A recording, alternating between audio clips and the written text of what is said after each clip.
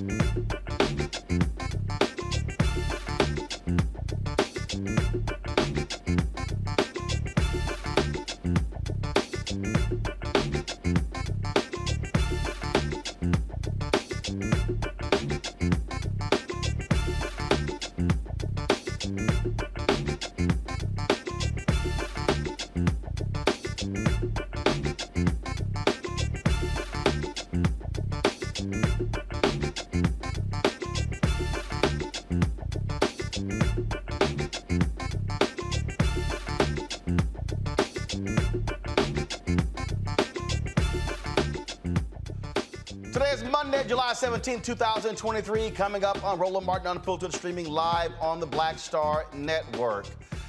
There's a new leader of Rainbow Push Coalition. Reverend Frederick Haynes III yesterday was named to replace Reverend Jesse Jackson Sr., who's not retiring, but he's pivoting. I was in Chicago for the announcement. Also, Vice President Kamala Harris spoke as well. We'll hear from Reverend Jackson, from Reverend Haynes, as well as Vice President Kamala Harris and others about this historic transition. I've been telling y'all what's going to happen if Donald Trump gets back into the Oval Office. The New York Times has a report laying out how they want to greatly expand presidential powers and literally destroy this country. Hashtag we tried to tell you. Tried to tell you, y'all. Also, a shocking move by the Texas A&M University Board of Regents left renowned journalist Kathleen McElroy without a job because of concern about her past work on race and diversity. Today, we'll talk with a Texas state representative working to address the issue. Yeah, Yeah, we'll talk about that, y'all. Of course, more drama there when it comes to race and equity. And also an update on the missing Alabama woman, Carly Russell. She returned home safe and sound after being missing for 2 days. We share the details about her return, that some are asking questions, what happened? Recent studies show that skin cancer is the most common type in the United States, but racial disparities in the outcomes are prevalent. We'll talk to a family medicine specialist about that. It is time to bring the funk. I'm Roland Martin Unfiltered on the Black Star Network. Let's go. He's got it. Whatever the biz, he's on it. Whatever it is, he's got the scoop, the fact, the find. And when it breaks, he's right on time and it's rolling. Best believe he's knowing. Putting it down from sports to news to politics. With entertainment just for kicks, he's rolling. It's on go, roll, y'all. It's Roland Martin, yeah. Rolling with Roland now. He's funk, he's fresh, he's real, the best, you know he's Roland Martin now.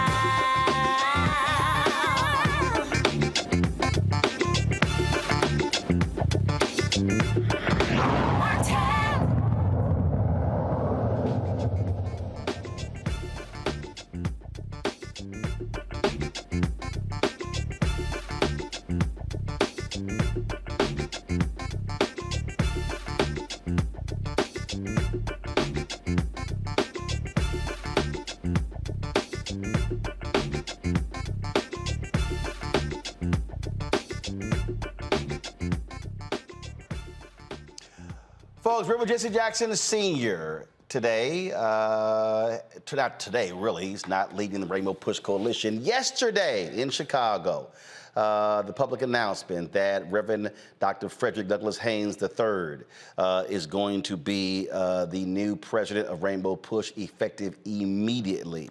More than 1,000 people were gathered yesterday at Apostolic Church of God for the announcement, but also to hear Vice President Kamala Harris. Of course, Reverend Jackson's been on the forefront for 6 decades. He has Parkinson's disease, and that is having, of course, an impact on his health. Yesterday, he made clear that he was not retiring. He was simply pivoting. Here's what he said yesterday to the folks gathered. I am somebody. Respect me, protect me, never neglect me. I am somebody. If my mind can conceive it, my heart can believe it, I know I can achieve it. I am God's child, not Pharaoh's slave. I'm God's child. I'm God's child. I'm God's child. I'm God's child. Stop the violence. Save the children. Stop the violence. Save the children. We're yellow, brown, black, and white. We're all precious in God's sight. Everybody is somebody. Keep hope alive. Keep hope alive. Let me hear you scream. All right.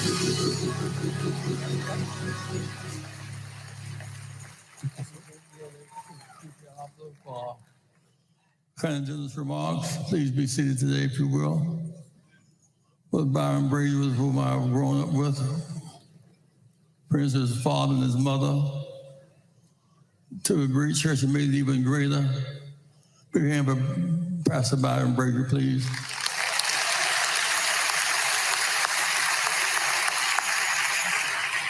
Man who's been on my side for 62 years now since we were both children. Jackie, please stand, my wife, Jackie.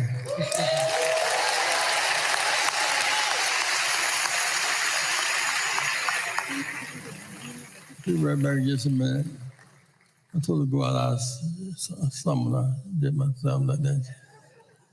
Let me express my thanks to all of our staff. The man today who I'll recommend, based upon the board's work as the successor of our work here in Chicago and around the nation. I'm not retiring. I am pivoting to another.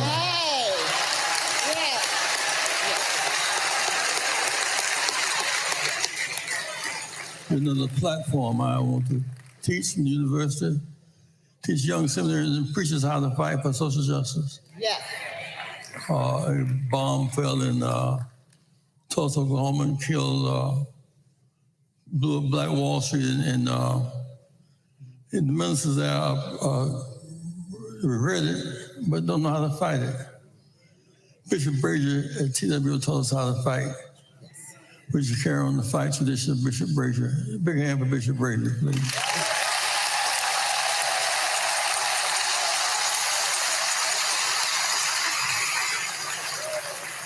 Dr. King's beloved classmates I met in Minnesota Cole one night, Bishop Amos Brown from San Francisco. Dr. King's classmate, give it up, give it up. We have a lot to say today and a lot to do. Something going on. Dr. King spoke August 8, 1963. One Black official across the whole South. One Black official say something to Leroy Johnson. One man can make a difference. One person can make a difference. He was the hero of ours. He was the classmate of Dr. King's, citizen of Georgia, and axe hounds and less semantics. Elected not because he was qualified to do anything. We just held up axe handle and said, "Black, he didn't hear, hit him with the axe handle." So what happened was, his son got in trouble. And Leroy Johnson said he deserved a second chance. What kind of Tom is this? He gets how mean he has been. Tuesday, he went down to Mac's office. "I need to see you." So I said, "I want to thank you for blessing my son. He's not going to jail." But he said, "Well, a friend needs I'll bail out your friend too." His name is Muhammad Ali.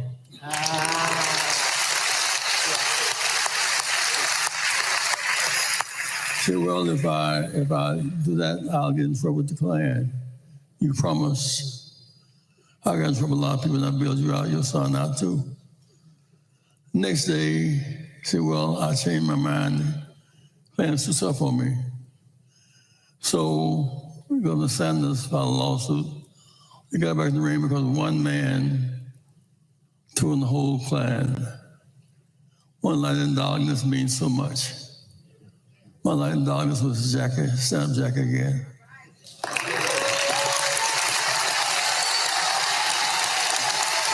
Give it up, give it up.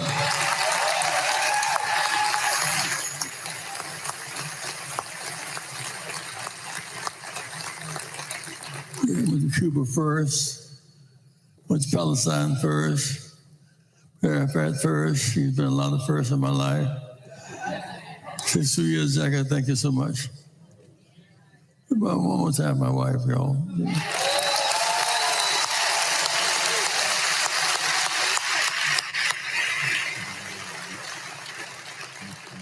My people, we need healing today. I've been so ugly, so violent.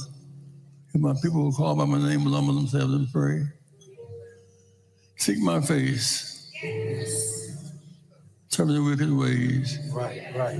Our weakness, he'll make us strong. Our weakness, he'll reject us. And if that be true, we'll hear from heaven. Oh, heal our land. Be healing today. Repeat it, my people.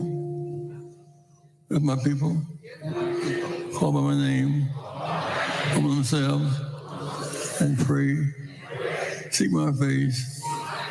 Turn the wicked ways. Lord, will hear our prayer. Heal our land. God bless you, Chicago.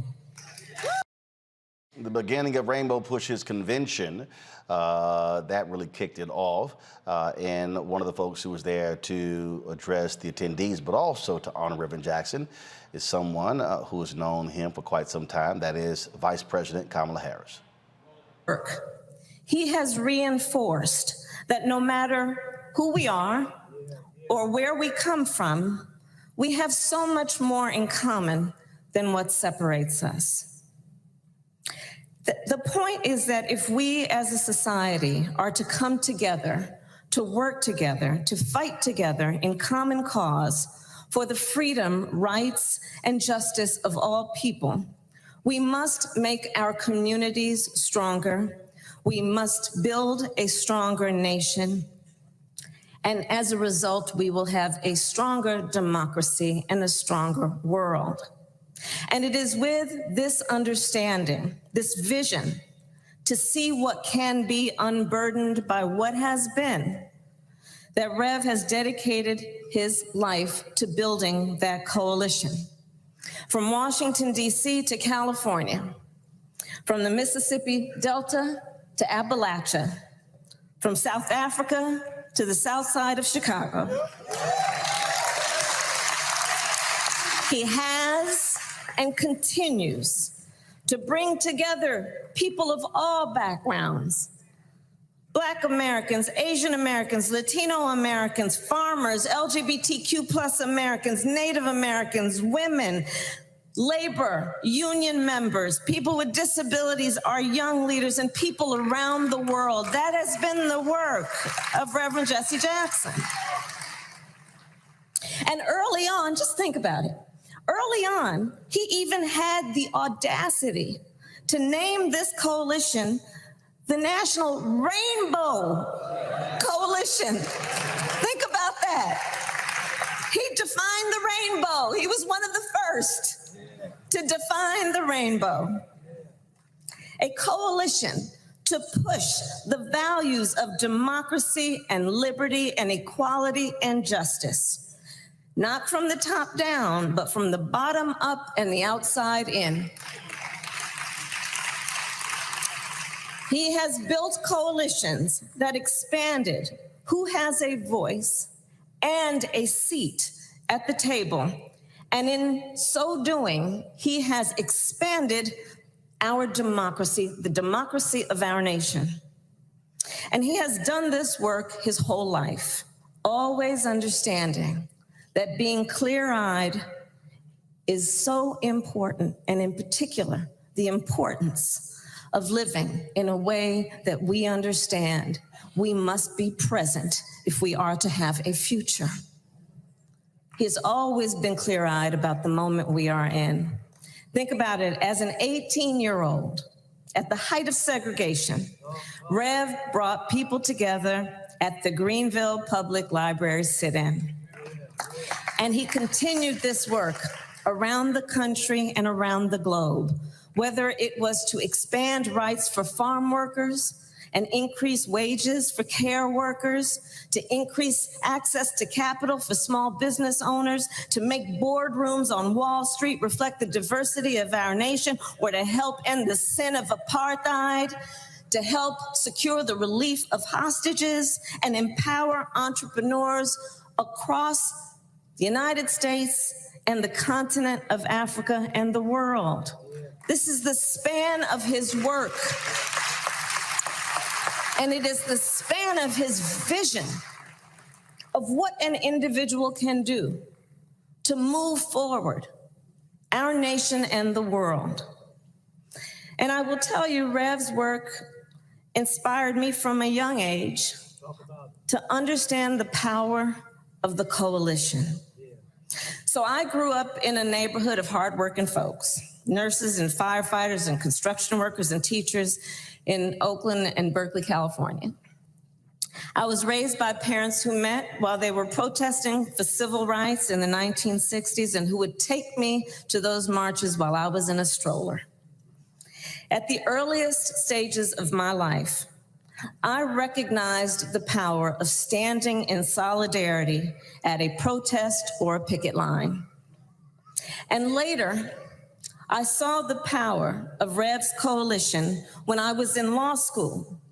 So when I was in law school, I was back in California after I left Howard, and I drove a Toyota Corolla.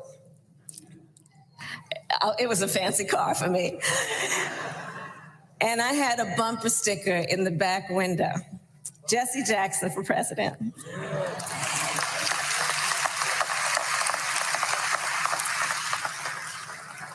And so I would drive back and forth from Oakland, where I lived, to San Francisco, where I went to school. And I would drive across the Bay Bridge, if anybody knows the Bay Area. And I'll tell you, I was so struck and impressed when the first time that I did that drive with that bumper sticker, the number of truck drivers and people in other cars who would honk their horn or throw a thumbs up sign, people of every walk of life. And I was so struck by that coalition that I saw as we were all commuting to and fro, who understood Rev's vision, one in which all people can dream about their future with ambition and aspiration, no matter the color of their skin, the place of their birth, the God they worship, or the people they love. That has always been part of the strength and the brilliance of Rev's work. Those folks, I believe, they were honking and throwing a thumbs up in favor of fighting for freedom and for opportunity. Powered by his vision and the coalition that believed in it, Rev ran for president in 1984 and again in 1988, winning 13 primaries from South Carolina to Alaska. Let us remember that. And something that she made perfectly clear after that was that were it not for Reverend Jackson running, she would be Vice President. Obama also would not have been elected in 2008. Going to a break, we come back, we'll hear from the new president of Rainbow Push, Reverend Frederick Haynes III, also from several others who were there, including Congressman Jonathan Jackson, Reverend Amos Brown, Reverend James Meeks, but also Tennessee Representative Justin Jones. You're watching Roland Martin Unfiltered right here on the Black Star Network, folks. I can tell you right now, it's a whole bunch of people out here who talk about their black-owned media, new black media. They weren't there. And so this is why it's important for you to support us in what we do, because we cover the news that matters to us. Download our Black Star Network app, Apple phone, Android phone, Apple TV, Android TV, Roku, Amazon Fire TV, Xbox One, Samsung Smart TV. You can also join our Bring the Funk fan club. Your dollars make it possible for us to do what we do. And so please do so, folks, by supporting us, by sending your check and money orders to P.O. Box 57196, Washington, D.C., 20037-0196. Cash App, $RM Unfiltered. PayPal is R Martin Unfiltered. Venmo is RM Unfiltered. Zelle, Roland at RolandSMartin.com, Roland at RolandMartinUnfiltered.com. And of course, you can also watch us, folks, on Amazon News. Amazon News. So if you go to Amazon Fire, just pull up Amazon News. You can watch our 24-hour streaming channel. We're also now on the Plex streaming fast channel. So if you go to Plex, simply search for Black Star Network. Look us under Live TV, News, and Opinion. And be sure to get, of course, a copy of my book, White Fear, How the Browning of America is Making White Folks Lose Their Minds, available at bookstores nationwide. We'll be right back.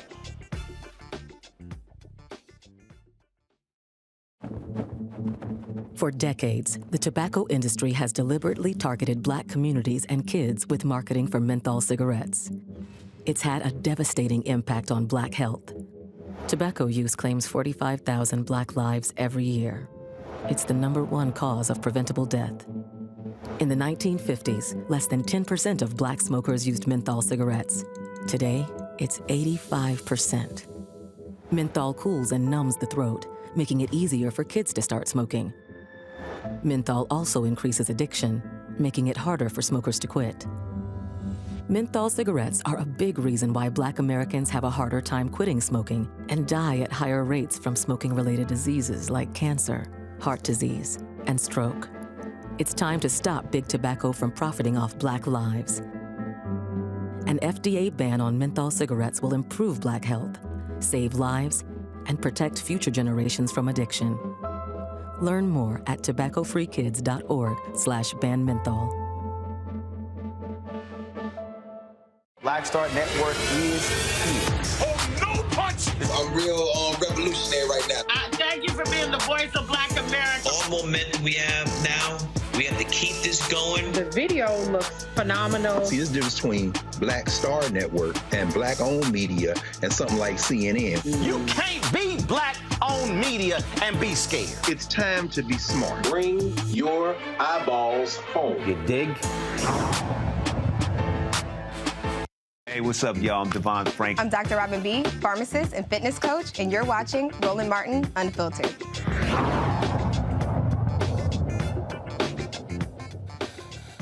So, folks, as a part of yesterday's events, was the first time the public heard from Reverend Frederick Douglass Haynes III as the new president of Rainbow Push Coalition. Here's some of his remarks. The Reverend Jesse Lewis Jackson Sr. I stand here on his shoulders because no one with sense would try to stand in his shoes. His shoes are too large. They've taken us so far from the streets of Greenville, South Carolina, to the south side of Chicago, to the road to Damascus, to the cold mountains of Russia, to those who were struggling and suffering in Armenia. He's been right there, speaking truth to power, empowering the powerless. His shoes are quite large. And so, Reverend Jackson, thank you for where your shoes have taken us. Thank you that your shoes have injected in the veins of a people who have suffered from what Frantz Fanon called systemic negation. And yet you dare to tell us that we are somebody. And as you gave us a sense of somebodyness, you also gave us the power to declare, respect me, protect me, never ever neglect me, because I am somebody. I am God's child. Thank you, Reverend Jackson, because your shoes have gone there. Your shoes have taken us there. But not only have your shoes taken us spaces reminding us that we are somebody, but thank you that in 1984 and 1988, you dared to have a nation that had too much death dealing, a nation that had so many of us in despair because of the pushback against the progress of the civil rights movement. And yet you took the baton of freedom fighting from the hand of the drum major for justice, Martin Luther King Jr., and you dared to say to a nation, go ahead and keep hope alive. And so because of you, hope has been kept alive. We thank you, Reverend Jackson, because you have brilliantly continued the prophetic tradition of reuniting in holy wedlock Jesus and justice. He recognized, Reverend Jackson does, that our Jesus was born homeless in Bethlehem. Our Jesus had to deal with a death sentence of genocide through public policy. Our Jesus found himself going from Bethlehem to the hood in Nazareth, where he was able to hide there in North Africa. Our Jesus found himself then growing up in Nazareth that was so hood that somebody said, can any good thing come out of Nazareth? And if NWA was rapping in the days of Jesus, they would have dropped an album entitled Straight Out of Nazareth. Our Jesus gave free health care to those with pre-existing conditions. Our Jesus took a 2-piece and 5 biscuits and gave food to those who were food insecure. Our Jesus led a march on Washington. We like to call it a Palm Sunday processional. No, it was a march. It was a demonstration against the Roman occupation and oppression. And our Jesus, when the crowd told the kids to chill out and quit making noise, Jesus said, no, the only way to get attention of the power structure is to make some noise. And Jesus made noise until he was lynched on a cross on Calvary. And when he got lynched on a cross on Calvary, the good news is, y'all know I'm a Baptist preacher, Dr. Brazier, so I got to go there early Sunday morning. God raised him from the dead, and the brilliant theologian Jürgen Moltmann says that the resurrection is a protest symbol. So every time we celebrate the resurrection of Jesus, it's a symbol of protest. And what Reverend Jackson did was say, faith without works is dead. It's not enough to shout in church on Sunday. You've got to hit the streets during the week. You've got to speak truth to power in the corporate suites. Thank you, Reverend Jackson, for reuniting Jesus with justice. But not only that, thank you so much, Reverend Jackson, because we find ourselves sadly in a day where the courts are doing everything in their power to remind us that everything legal ain't necessarily just.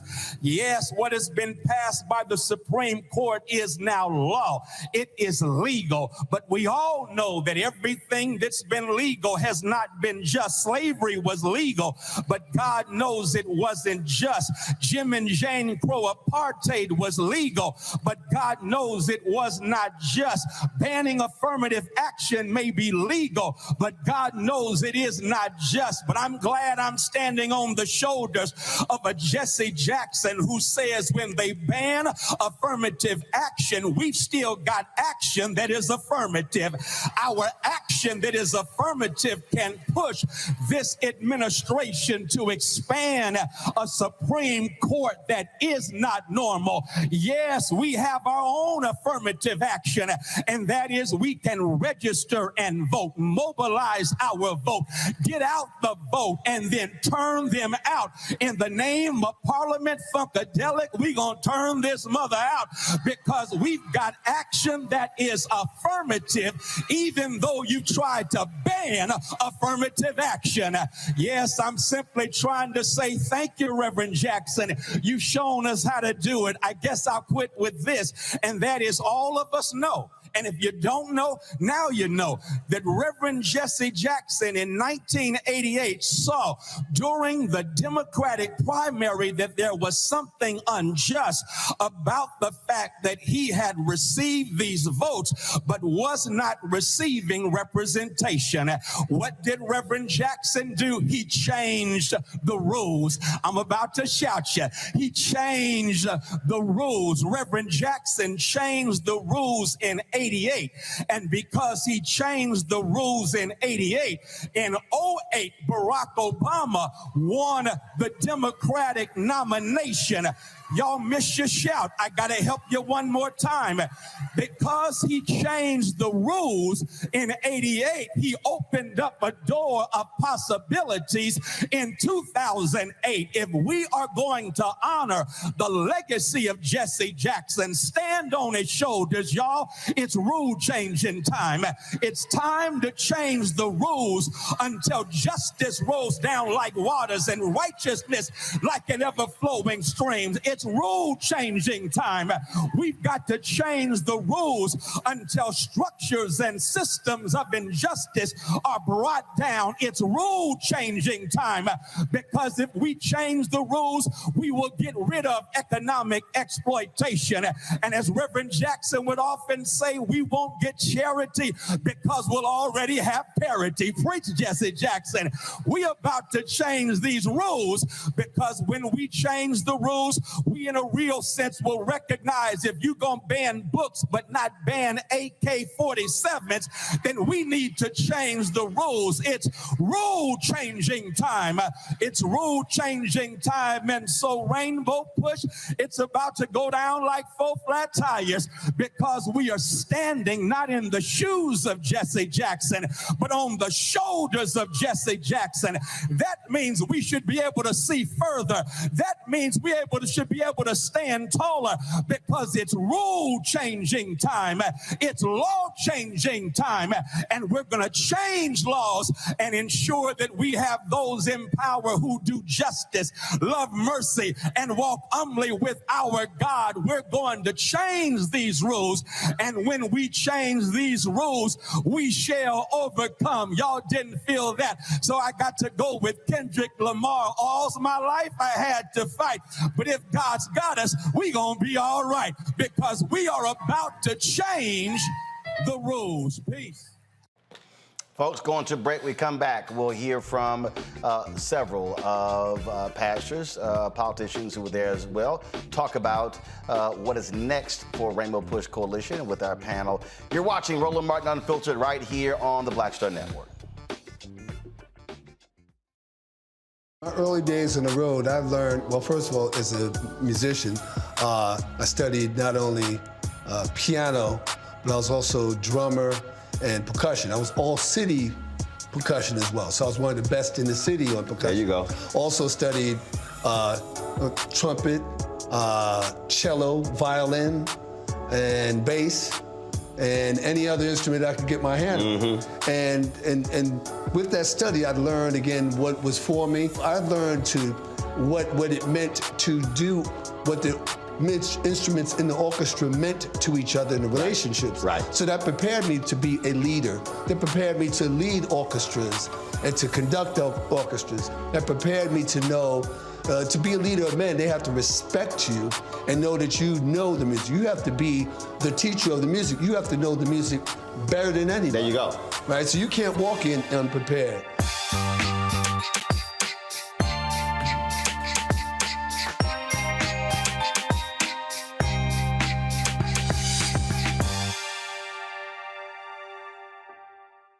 Hatred on the streets, a horrific scene, a white nationalist rally that descended into deadly violence. White people are losing their damn minds. As an angry pro-Trump mob storms the U.S. Capitol, we're about to see the rise of what I call white minority resistance. We have seen white folks in this country who simply cannot tolerate black folks voting. I think what we're seeing is the inevitable result of violent denial. This is part of American history. Every time that people of color have made progress, whether real or symbolic, there has been what Carol Anderson at Emory University calls white rage as a backlash. This is the rise of the Proud Boys and the Boogaloo Boys. America, there's going to be more of this. Here's all the Proud Boys, guys. This country is getting increasingly racist in its behaviors and its attitudes because of the fear of white people. The fear that they're taking our jobs, they're taking our resources, they're taking our women. This is white fear.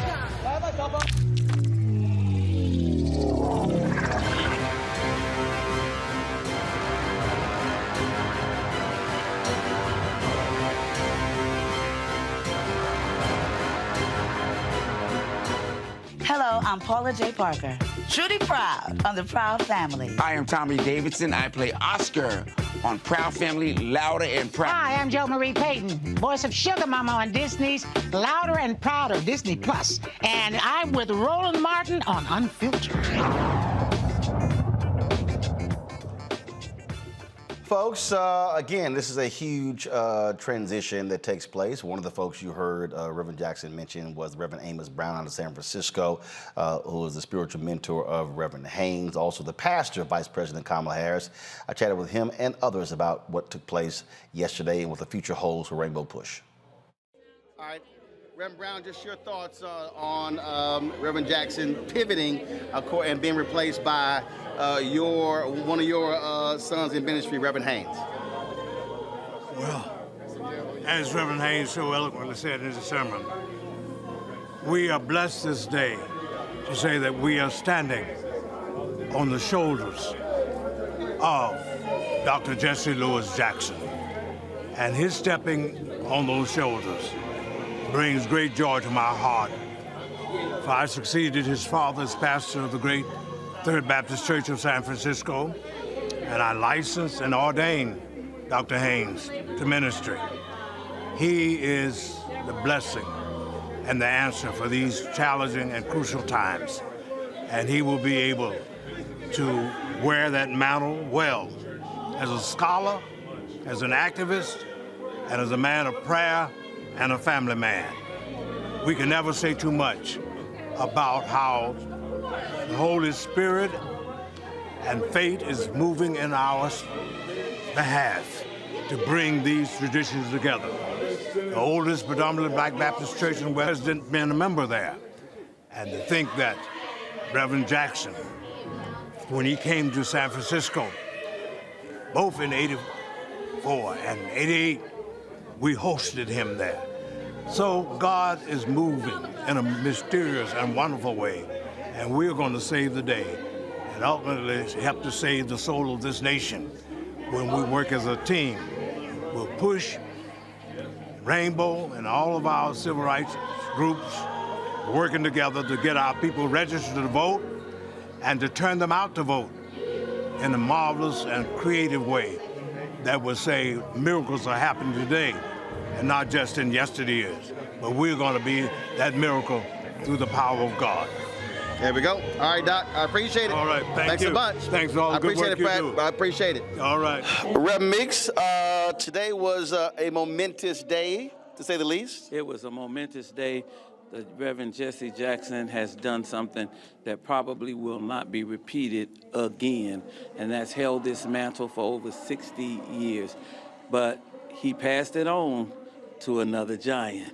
And Frederick Douglass Haynes turned this place out. He is capable of doing it, but not just speaking to an audience and making us excited. He's capable of carrying this mission forward, opening up the doors for economic justice, restoring some rights that is being taken away from African Americans. And I was glad to hear him say all of those things, because I know they're in his mind. We have some work to do, and who better to get behind than Frederick Douglass Haynes? You've been longtime board chair. You've stood at Reverend Jackson's side for a long time. He anointed a whole bunch of folk, including you, to replace him, but he finally released that steering wheel. Well, I'm 66. I'll be 67 this year. I don't think that a 67-year-old man should be taking over anything. But Freddie Haynes is young in spirit, and he's nationally known. Preachers know Freddie all over the country. Freddie has spoken all over the country. This is his moment, and we've been waiting for him, and we thank God for Reverend Jackson.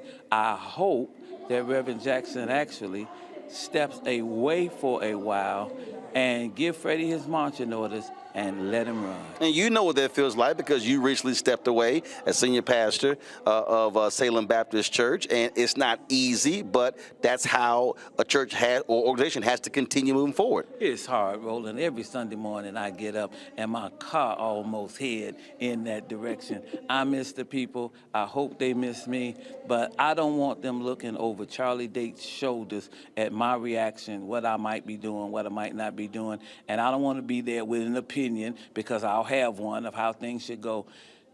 When a person comes in to lead, they should be given that opportunity to lead. And congratulations to you on Roland Martin Unfiltered and all the work that you've done, and all the followers that you've accumulated. I'm glad Freddie gave you that shout out, because you are our media, and we need you. I appreciate it. Always good to see you. All right, one of my former pastors, and Freddie was my former pastor as well, so good company. All right, we love you. I appreciate you so much. it. All right. Appreciate it. Good seeing you, babe. Just your thoughts about Reverend Jackson pivoting, not retiring, but also Reverend Frederick Haynes taking over. I just think it's so important that we, as this rising generation involved in this ongoing civil rights movement, recognize our elders, those elders who opened doors. As the youngest black state representative in Tennessee, I would not be here without the courage, the conviction, the trailblazing of Reverend Jesse Jackson. And we just know that he's pivoting, but we know you can never retire from a lifetime of a legacy of liberation, of the work continues. And we know that we're at a time where in states like mine, they're trying to bring us back in history. And so we know it's so crucial that we're connected intergenerationally, that we build this rainbow coalition across this nation and challenge white supremacy, challenge the extremists like Trump and DeSantis and governability of Tennessee, and stand up to say that it's our time now to continue to keep hope alive in this time and era. All right, appreciate it. Thank you. All right, good seeing you. Good to see Appreciate it. All right, folks, here with Congressman Jonathan Jackson. This obviously a momentous day. Your dad said he's not retiring, he's pivoting. Yes, Dad. You know, he's a minister and he's also a civil rights worker, activist. Two professions you don't retire from. So it's a calling from God, it's a commitment, and he's going to stay on there so long as God gives him breath to breathe and energy. So the fight is on. He wished he could do more, but with what he has, he's never giving up. And he's been a long-distance runner since 1961, since he was arrested for going to an all-whites high school, that something was ignited in his soul from the church about human dignity, and he's always upheld those virtues to make America better. And so I'm so proud of him. One of the things that is important, and I talk about this all the time, is transitions are important. And I believe one of the greatest failures in many of our churches and organizations is that we build things, but we don't prepare them for the next generation. And so talk about why the transition, why that is so important to tap the next leader, the next generation. Well, I would also add to that, the attacks on us are ferocious and they are relentless. And so many organizations try to. It's very difficult.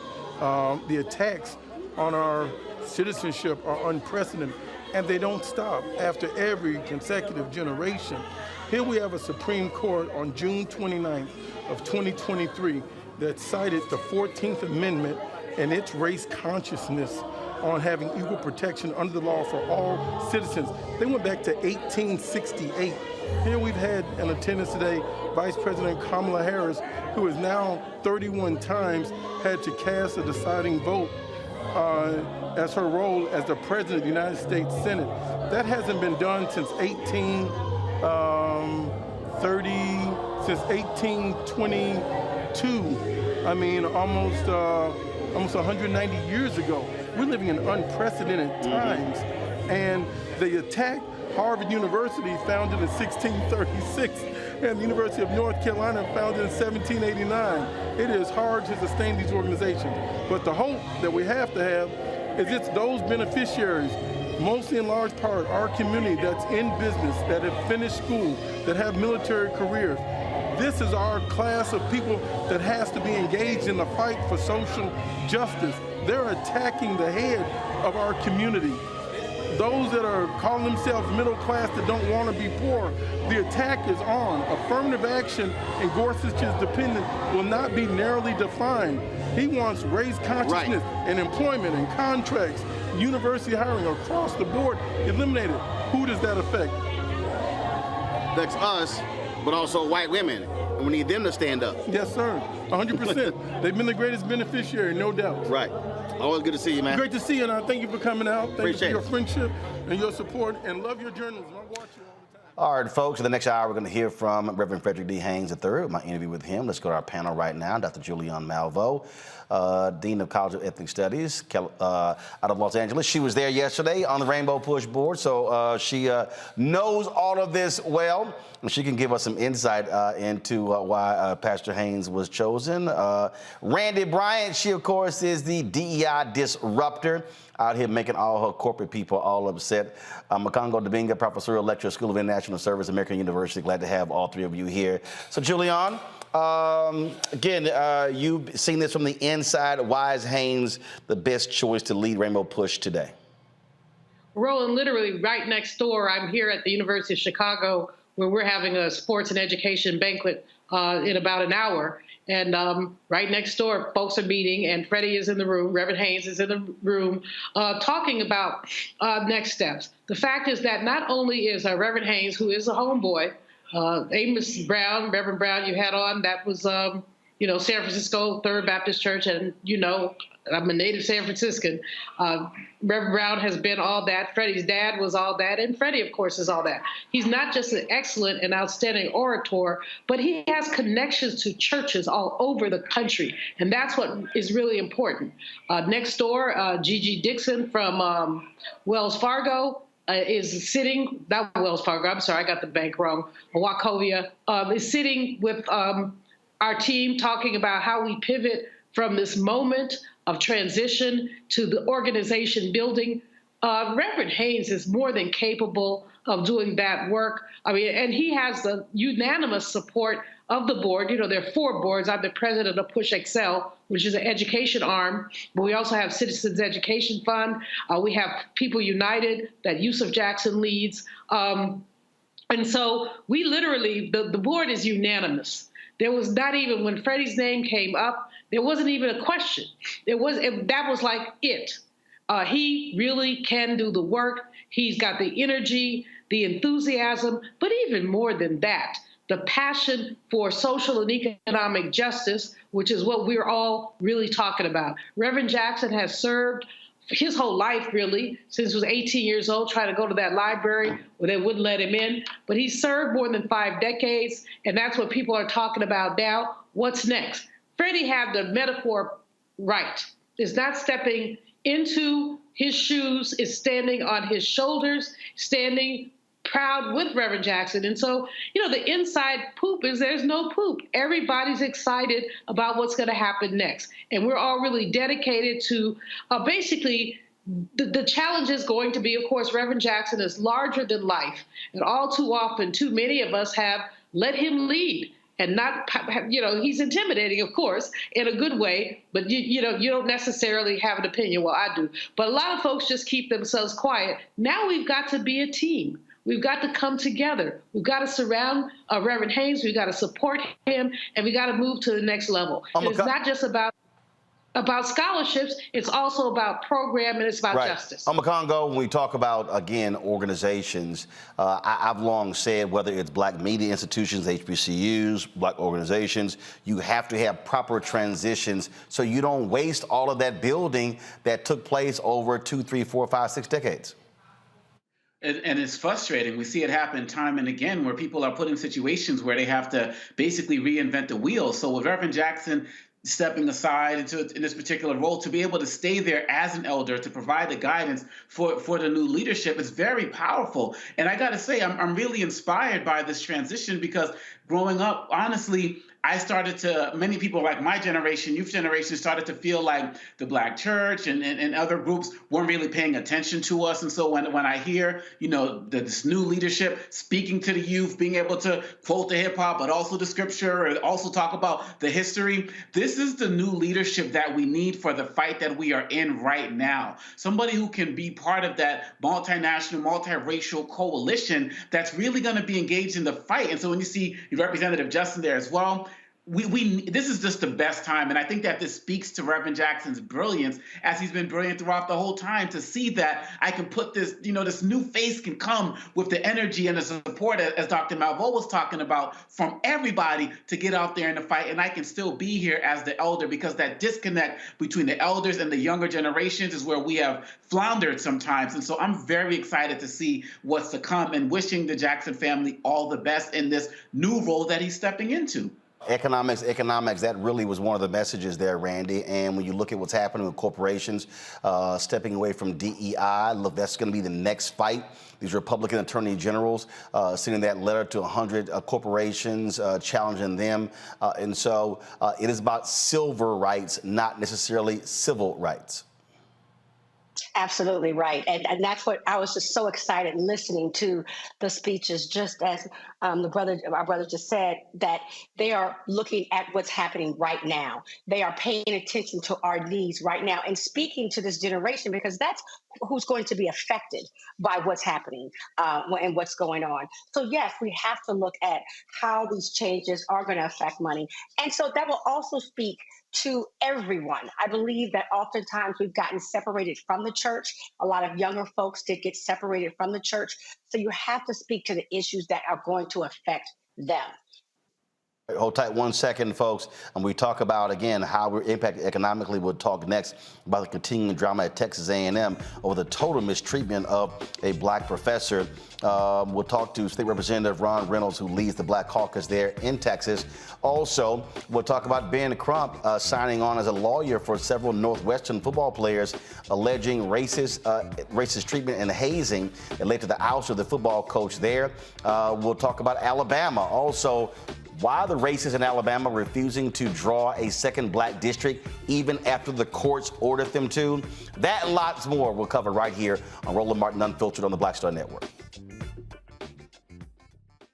When you talk about blackness and what happens in black culture, we're about covering these things that matter to us, speaking to our issues and concerns. This is a genuine people-powered movement. There's a lot of stuff that we're not getting. You get it, and you spread the word. We wish to plead our own cause too long have others spoken for us. We cannot tell our own story if we can't pay for it. This is about covering us. Invest in Black-owned media. Your dollars matter. We don't have to keep asking them to cover our stuff. So please support us in what we do, folks. We want to hit 2,000 people, $50 this month, raise $100,000. We're behind 100,000, so we want to hit that. Y'all money makes this possible. Check some money orders. Go to P.O. Box 57196, Washington, D.C. 20037-0196. The Cash App is $RM Unfiltered. PayPal is R Martin Unfiltered. Venmo is RM Unfiltered. Zelle is Roland at RolandSMartin.com. Coming up next on The Frequency, right here on the Black Star Network, Shanita Hubbard.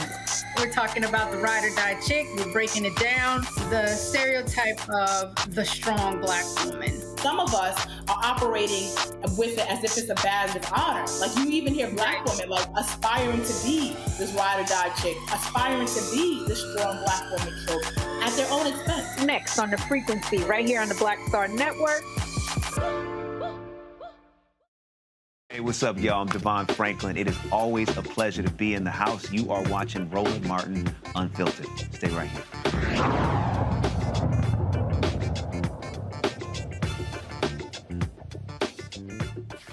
It's been more than a week since Texas A&M reneged on an offer to Kathleen McElroy, distinguished professor of journalism, a graduate of the university as well.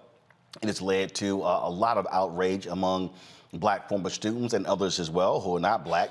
Of course, I called on football players not to sign with Texas A&M as part of this until the Board of Regents apologizes to her, until they put the original deal back on the table.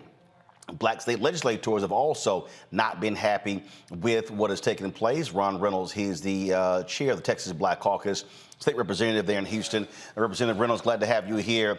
What have you heard from University President Kathleen Banks, from Chancellor John Sharp of the Board of Regents about what the hell happened here? How they would listen to a group of right-wing white conservatives who don't like diversity, equity, inclusion, which has nothing to do with her being hired? Roland, first of all, Fred, thank you for speaking truth to power and having this platform for us to really educate the masses on many of the critical issues facing our state and our country. And to your question, I have a meeting with Senator West tomorrow with President Banks. We requested that meeting because we were outraged, and to be quite frankly with you, we were pissed off and disgusted with the treatment by this distinguished lady who is really a excellent professor. She is world-renowned and really was going to upgrade the journalism department at Texas A&M. So we're not going to appease these MAGA folks. The Board of Regents did a terrible job in the way that they treated her. And I echo with the Texas Legislative Black Caucus your anger, your disgust, and your outrage. And we must continue to be the conscious to make sure that we don't normalize this behavior, because this is a slippery slope. And A&M today with Dr. McElroy, and it could be other universities tomorrow, because this is a anti-DEA, what these folks call woke movement, and this is permeating throughout states all across this country. Nutcases, they were following the lead of this right-wing website that claimed, oh, we exposed who this person really was.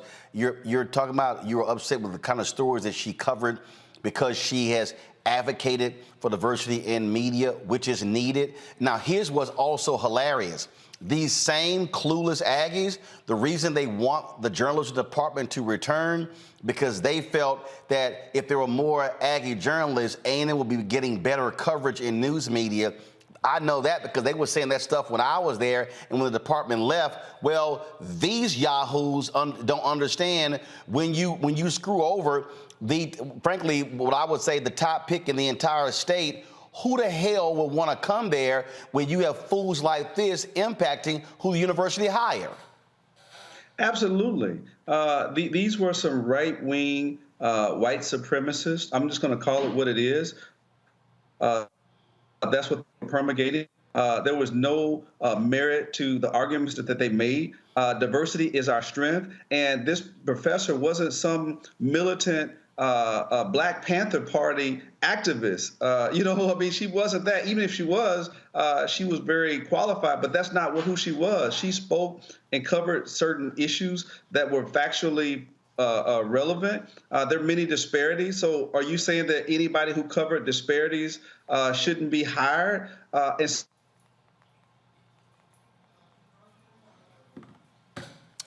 All right, hold tight 1 second. Looks like his signal froze. So let me know when we get Representative Reynolds back.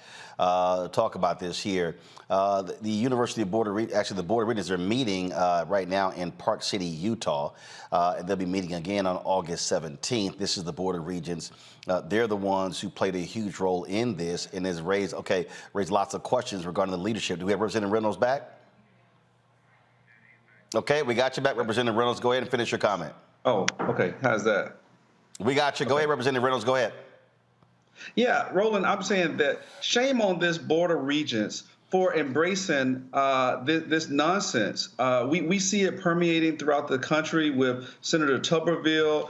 We've seen it on the floor of the United States Congress from a U.S. congressman referring to blacks as colored people. And now we see the Board of Regents acquiescing some right-wing MAGA white supremacists. This is not the most diverse state in the country. Texas has more African Americans than any other place. A&M should be ashamed. They owe this professor an apology. And I call on black athletes, just as you stated, just like Gary Bledsoe from the Texas State NAACP, to think about going to institutions like Texas A&M. Think about, they want us on their fields, running touchdowns, and on a basketball court, slamming basketballs, and on a track and field fields.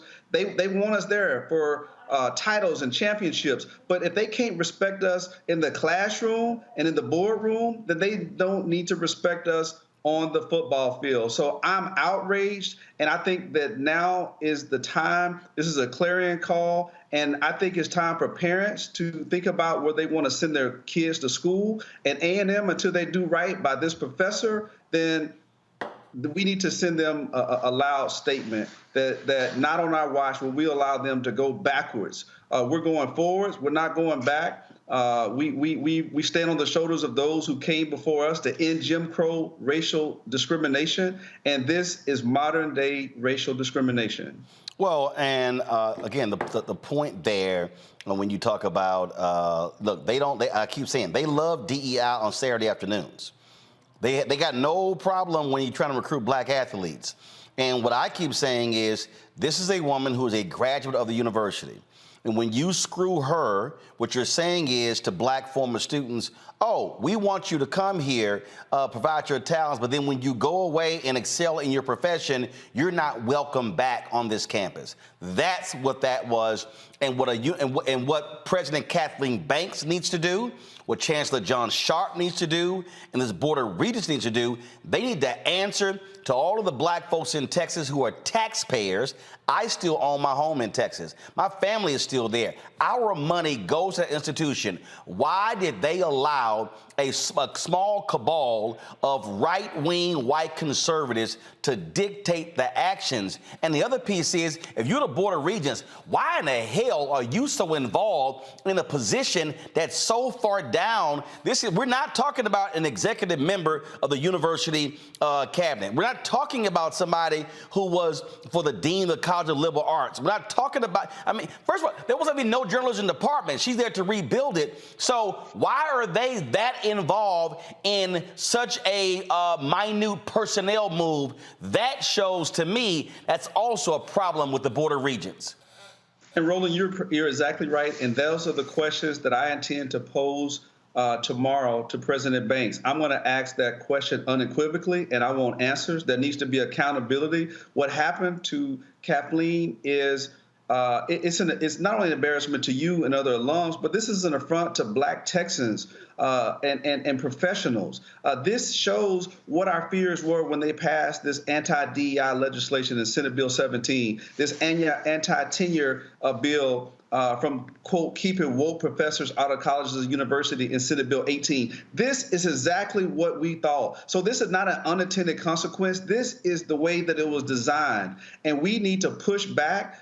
We need to demand that there is change and accountability from President Banks. from Chancellor Sharp, and from the Board of Regents. This is a public university. This is not some private school. Even if it was, that wouldn't be acceptable. But our tax dollars are helping supplement this, not only from the state level, from the federal level. I believe you were right in your earlier call for the Justice Department and the Secretary of Education to intervene. And I'm asking the Congressional Black Caucus to look at this matter so that we can collaborate with the Texas Legislative Black Caucus and the Texas State NAACP. And I hope that other people of good conscience will join us from LULAC and MALDEF and other organizations in the Urban League to say, hey, not on our watch will we allow this to happen to this sister, because if it happens to her today, it could be any of us tomorrow.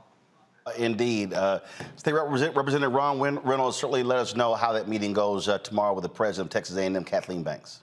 I will. Thank you, Roland. Appreciate it, Brad. Programming note, folks, tomorrow at 9 p.m. Eastern, 8 p.m. Central, I'll be participating in the virtual town hall that will be streaming on the Black Star Network with the Black Former Students Network at Texas A&M.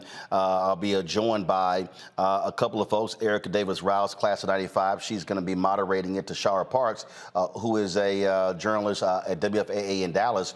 She is going to be on the panel with me as well. And so, again, that's going to be tomorrow at 9 p.m. Eastern.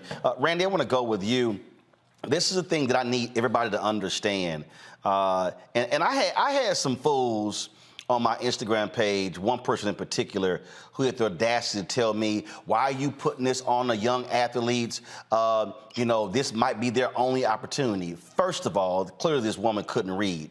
If you are a 4- or 5-star athlete, trust me, you're not just being recruited by Texas A&M.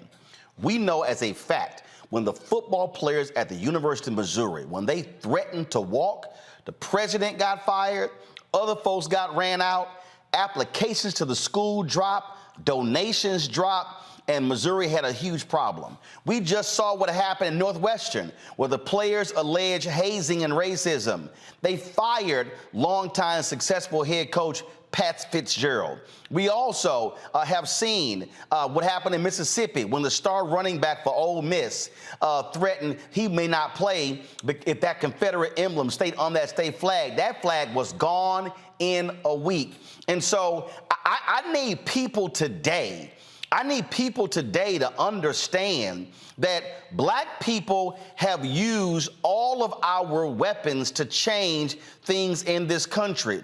I remember doing an interview with the Syracuse football team when they also boycotted and walked at Syracuse. And for the same black people today who are so weak and timid, who are saying, oh my goodness, why are you saying that? If it was not the use of the children in Birmingham, Birmingham would not have fallen. It was when James Bevel was teaching those children, and when they went out on those streets and were attacked by fire hoses and dogs, then the whole country said, oh my goodness, we can change something. But it's too many weak people who go, oh no, you shouldn't ask that of the athletes. We've got to use all of our weapons to attack the grandchildren of Jim Crow. Absolutely right. Absolutely right. We have to realize the power we have, and we have to get creative. I saw your call to the athletes, and I was so impressed when the courts have now stripped us of what we rightfully should be having, because DEI was there to help fix a problem, because we were not getting admitted into colleges. We were not getting roles in colleges. It was there to fix an existing problem. And now that the courts have taken that tool from us, we have got to unite and use the power we have. Each man for himself will not work.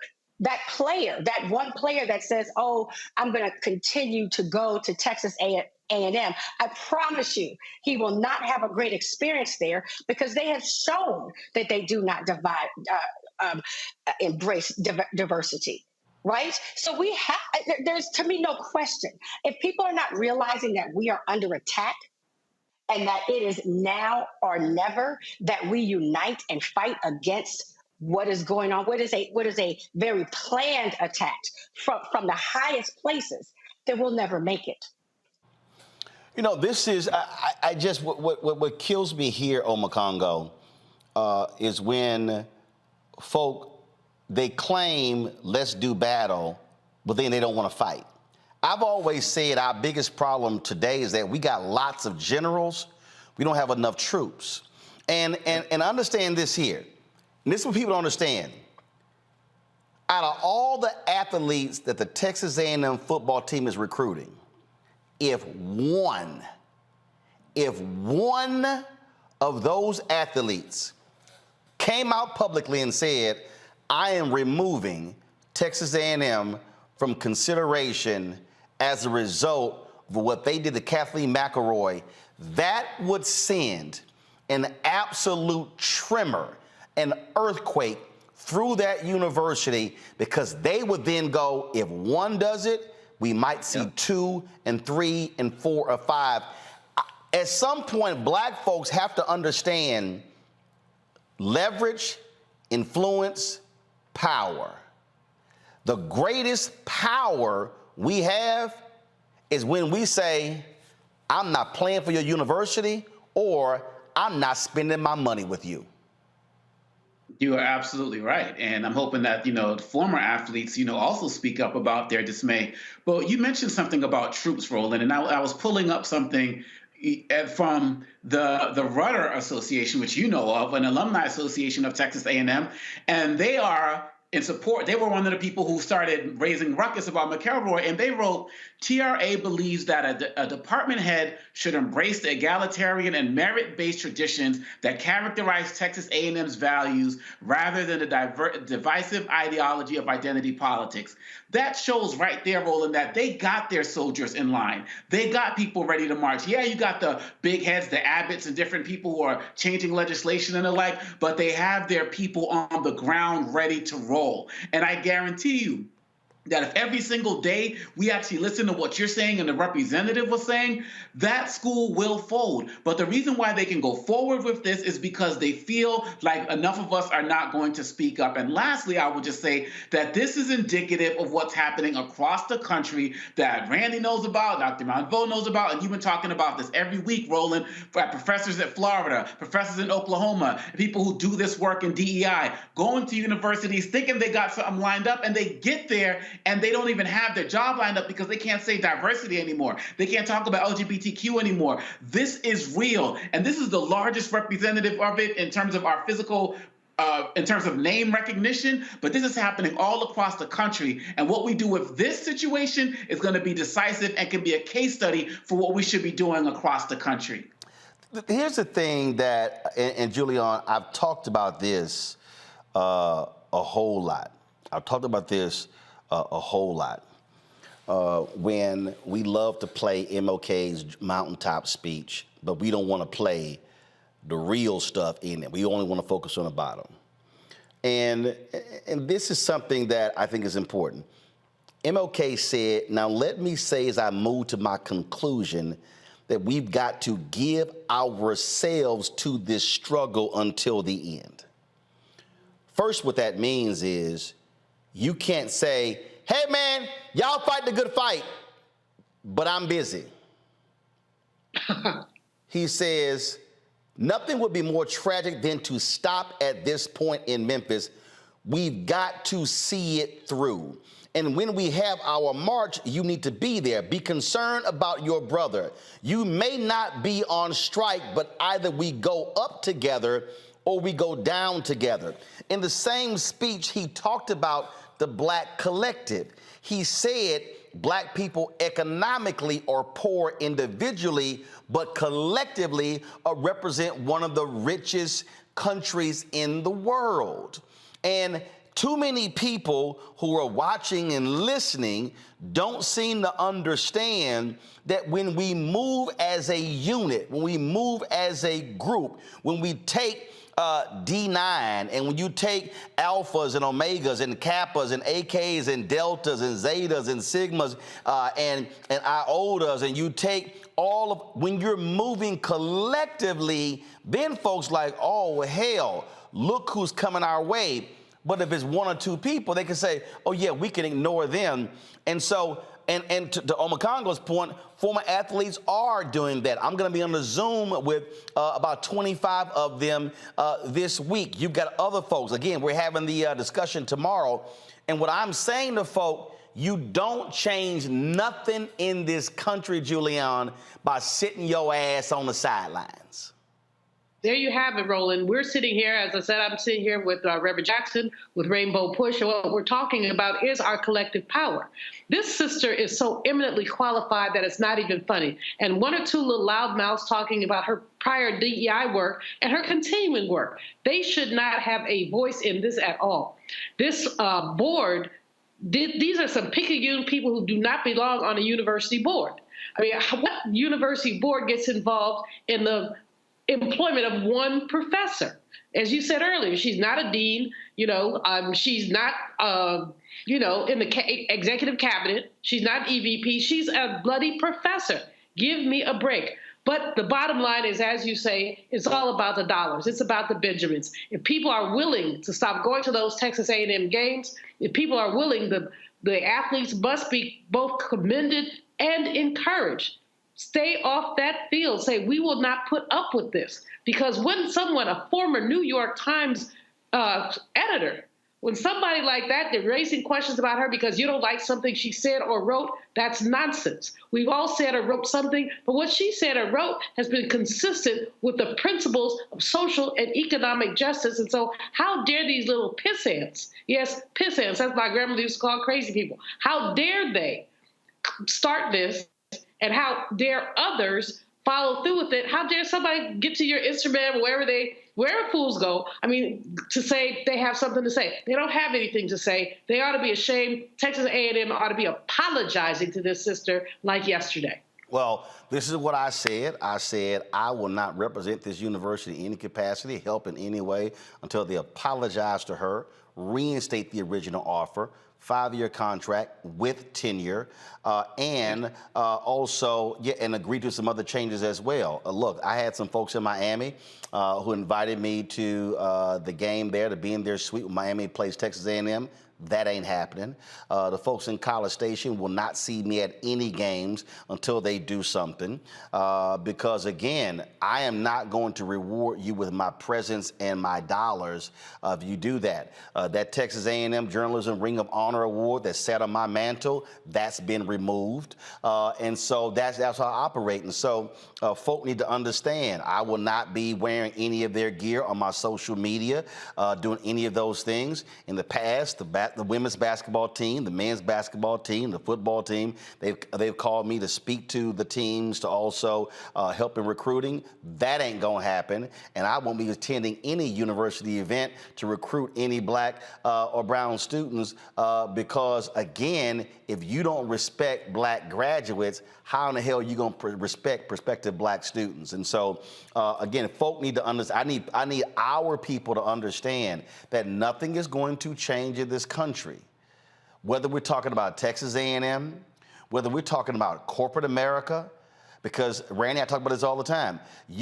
If you got these black board members sitting their asses on these corporations, pulling down their stock options and pulling down their money, and nothing is changing when it comes to contracts, when it comes to senior leadership and junior leadership, well, all they're doing is just getting off, by themselves. And so that's the whole piece. We as African Americans, we do not have the luxury in any of these spaces to somehow think we can just roll by ourselves and everything else will take care for itself, because the reality is you didn't get where you are because somebody else didn't fight. And that's the piece. That was a generation that fought for folk like me to be able to go to Texas A&M, and I'll be damned if I'm gonna be silent by some crazy, deranged, right-wing white conservatives who want to control the university with their our Aggie way. Well, guess what? See, y'all could do that when it was all white.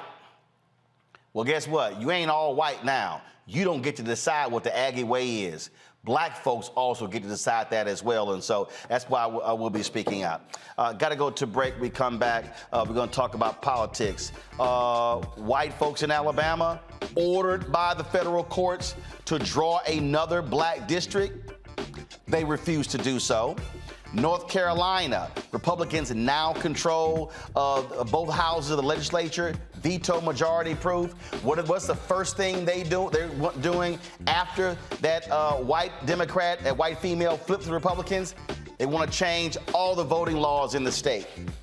Oh, by the way, they can do that now, too, because Republicans now control the state Supreme Court that previously stopped them from targeting black people. Plus, we'll hear from Reverend Frederick Haynes III, the new president of Rainbow Push Coalition. All that in the second hour of Roland Martin Unfiltered on the Black Star Network. Download the app, Apple phone, Apple TV, Android TV, Roku, Amazon Fire TV, Xbox One, Samsung Smart TV. Join our Brina Funk fan club. Your dollars make it possible for us to cover the news across this country. Send check and money orders to P.O. Box 57196, Washington, D.C. 20037-0196. Cash App, $RM Unfiltered. PayPal, R Martin Unfiltered. Venmo is RM Unfiltered. Zelle, Roland at RolandSMartin.com. Roland at RolandMartinUnfiltered.com. We'll be right back.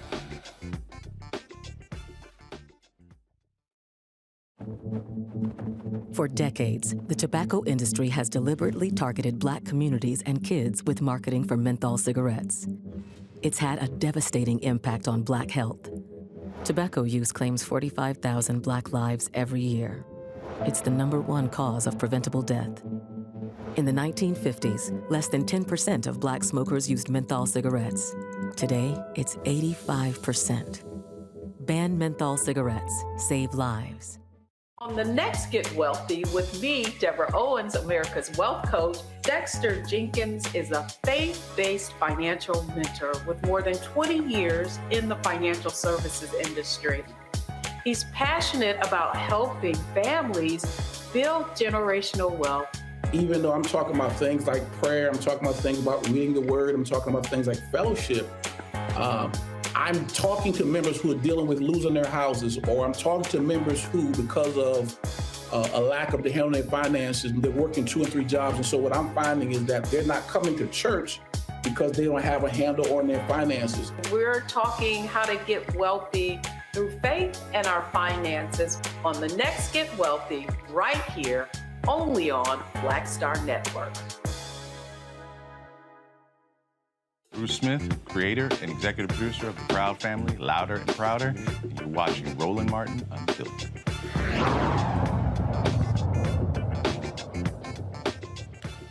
So a federal court told Republicans in Alabama redraw congressional lines for a second black district. Well, the Alabama committee did so. Oh, they redrew the lines, but created no black district. They have until Friday to actually approve this. Now, remember, the Supreme Court ruled affirming an Alabama affirming the lower court decision. Right now, there's only 1 majority black district in the entire state out of 7. They packing all the black folks into one, likely violating the Voting Rights Act. So they have until Friday. The court's going to draw it themselves. The Alabama Republicans, who hold a majority in the legislature and control the whole process, again, they're like, yeah, we're not going to do this. We don't really care. It doesn't matter at all. We don't care at all. And so, again, you have black residents comprising 50.5% of the population. GOP's like, yeah, we don't really care about that. They can do whatever they want. This right here, Amakongo, again, is a perfect example of trying to get people to understand power. And what they're doing here is, their deal is, and they've already tried to change their argument and filing the appeal, hoping that's going to get the Supreme Court's attention. They are hell-bent. One, they say, first of all, they don't want more than 1 Democrat, because Congresswoman Terry Sewell is the only Democrat in Alabama's congressional district. And they damn sure don't want a second black person who's also going to be a Democrat. That's what they're trying to stop, which is the exact same thing that has happened in other states. You know, it's like every last 3 or 4 elections, we've said, like, this is the most important election of our lifetime. And it's been true every time that we said it. We have to really stay on the good foot and stay motivated and fight for this, because just like what Trump is doing in all of his cases, the Republicans are going to try to drag their feet as long as possible to try to make sure that this doesn't even happen until after the next election.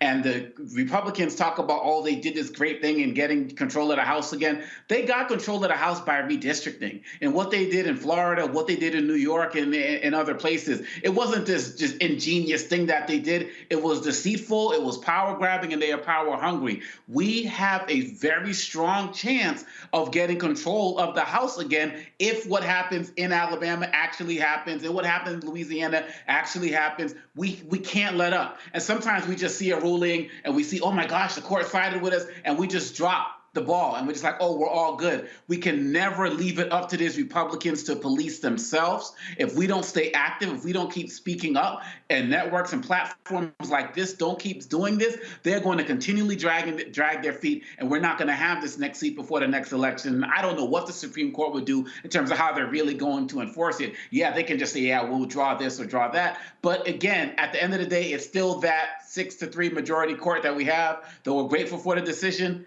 I don't trust them on the enforcement, so we got to stay lighting the fire. Well, in fact, we saw that last year. The courts actually, they say, oh, that wasn't enough time to implement the new maps before the midterms, Julian, when actually it was. They said the same thing in Alabama and Louisiana, which was totally BS. Well, guess what? It's enough damn time now because the election not until 2024. There's enough time, but there's no will. I mean, they refuse to obey the law. They refuse to obey the courts. They've said, we're going to do whatever we want to do, and you can't do anything about it. And this is why it's so very important for us to keep our feet on the gas. It's so very important for Alabama Black folk, Democrats and Republicans. And Black Republicans have a say in this, too. There are not that many of them, but there are some, and they need to be active around this. It is utterly absurd that the court would say, this is what you're supposed to do, and they basically give the court the finger. Imagine that we were able to do that with some of the cases that we don't like. Imagine that Harvard said, oh, well, I don't like what you said about affirmative action, so we're just going to keep doing affirmative action. Or that University of North Carolina said the same thing. What if that were to take place? If that were to take place, people would be up under the jail. But these people have the caucasity to defy the court, and we ought to have basically the strength and the power to make sure these people behave like they're supposed to. Randy, we're seeing this, Randy, not just in Alabama, now in North Carolina. So check this out. Right. What they are now doing, they're proposing significant changes to the state's election laws that could result in chaos and suppress the voting rights of many citizens, especially Black people. The Republican-controlled legislature has proposed 3 bills that will significantly affect when and how people can vote. Senate Bill 749 would overhaul state and local election boards, appointing an 8-person state board of elections divided equally between the 2 parties, and cutting county boards to 4 members. The bill, which eliminates the governor's role in appointments, has sparked fears of deadlocked boards, leaving it unclear who will be responsible for certifying election results and completing other critical tasks. House Bill 772, which was recently passed, allows poll watchers to move around polling sites, listen to and record many activities inside the polling site, and take videos or photos of tabulation equipment. The bills also include provisions that mandate 2-factor authentication for absentee ballots and require absentee ballots to reach election officials by election day. Experts say the new election bills would add more uncertainty to a system already facing significant changes, such as implementing new voter ID laws. Now, why is all of this happening, Randy? Because Barack Obama won North Carolina in 2008. Now, exactly. you might say, wait a minute, hold on, that was 15 years ago. Literally, North Carolina used to have some of the lowest voter turnout. 2008, Black turnout went through the roof. Obama wins the state by 14,100 votes. And ever since then, the Republicans have had a laser-like targeting of Black people. A federal court even ruled that it was a laser-like targeting of Black voters. And this is all about suppressing Black voter turnout in North Carolina. Right. What people need to realize is that this is strategery. Strategery mixed with caucasity. And they are planning now how they're going to win this election. And when Black people are involved and we vote and we are aware of what's happening, we win elections. And so they are doing everything in their power to cut us off at our knees. So we cannot show up at the polls. We saw before when they were making it where you couldn't even get water to voters. They make our districts so far apart so people can't get there. Even with some of these laws you're talking about in North Carolina, they don't want the mail-in voting. Whatever they can do to suppress us, they're trying to do. They're cheating early. So we have to stay awake. We have to be woke and pay attention and fight against all these tactics they're doing because they can't win fairly. So we see what they're trying to do. Indeed. So people just need to understand, and all y'all folks, and let me be real clear, all y'all folks, I hear y'all. Y'all talk a whole bunch of crap. Biden ain't this, Harris ain't this, Democrats ain't this, and they ain't doing this, they ain't doing that. Let me be perfectly clear, okay? Because I'm really tired of people sitting there saying that ain't our party. The #1 voting constituency for Democrats are African American women. #2 are black men. So maybe what folks should be doing is making far more demands. Now let me walk y'all through that. So if the Republicans want to go with this whole poll watcher deal, y'all, this is real simple. Mobilize massive numbers of black poll watchers, and we're going to white Republican polling places. Yes. Yep. See? Yep. See, everybody listening, it's one thing to complain, but it's like, oh, so that's how y'all want to roll? Remember when Fox News freaked out when a couple of Black Panthers were at a polling location? Yeah. If y'all really want to go back, let's go back to the Black Panther Party of Lowndes County. Because that's actually how the Black Panther Party was created. It was a political party in Alabama. How about we say, fine, we gon' put together a group of 500 to 1,000 black poll watchers, and we're going to the whitest Republican polling locations, and we're going to stand there with our cameras. We're going to be watching and listening. Oh, they're going to change that law real quick.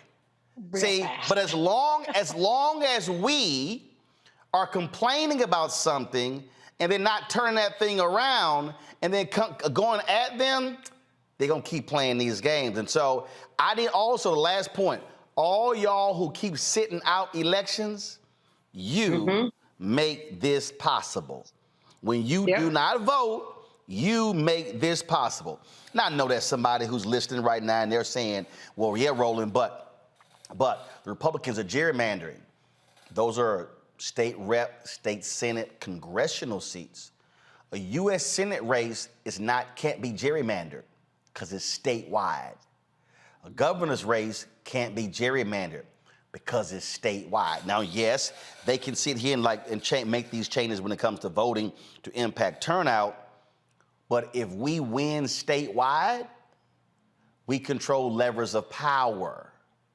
And that's what people need to begin to understand. Going to a break, we come back. We're here from Reverend Frederick Haynes III, the new president of Rainbow Push Coalition. We also talk black folks and skin cancer. Yeah, you black, you walking your ass in that sun, you better put on some damn lotion, put on some sunblock, because we can get skin cancer. You're watching Roland Martin Unfiltered on the Black Star Network. On the next A Balanced Life with Dr. Jackie, we're talking all things mental health and how helping others can help you. We all have moments where we have struggles, and on this week's show, our guests demonstrate how helping others can also help you. Why you should never stop giving and serving others on a next A Balanced Life here on Black Star Network. Next on The Black Table with me, Greg Carr. We featured the brand new work of Professor Angie Porter, which, simply put, is a revolutionary reframing of the African experience in this country. It's the one legal article everyone, and I mean everyone, should read. Professor Porter and Dr. Valeethia Watkins, our legal roundtable team, join us to explore the paper that I guarantee is going to prompt a major aha moment in our culture. You crystallize it by saying, who are we to other people? Who are African people to others? Governance is our thing. Who are we to each other? The structures we create for ourselves, how we order the universe as African people. That's next on The Black Table, here on the Black Star Network. Farquhar, executive producer of Proud Family. You're watching Roland Martin Unfiltered.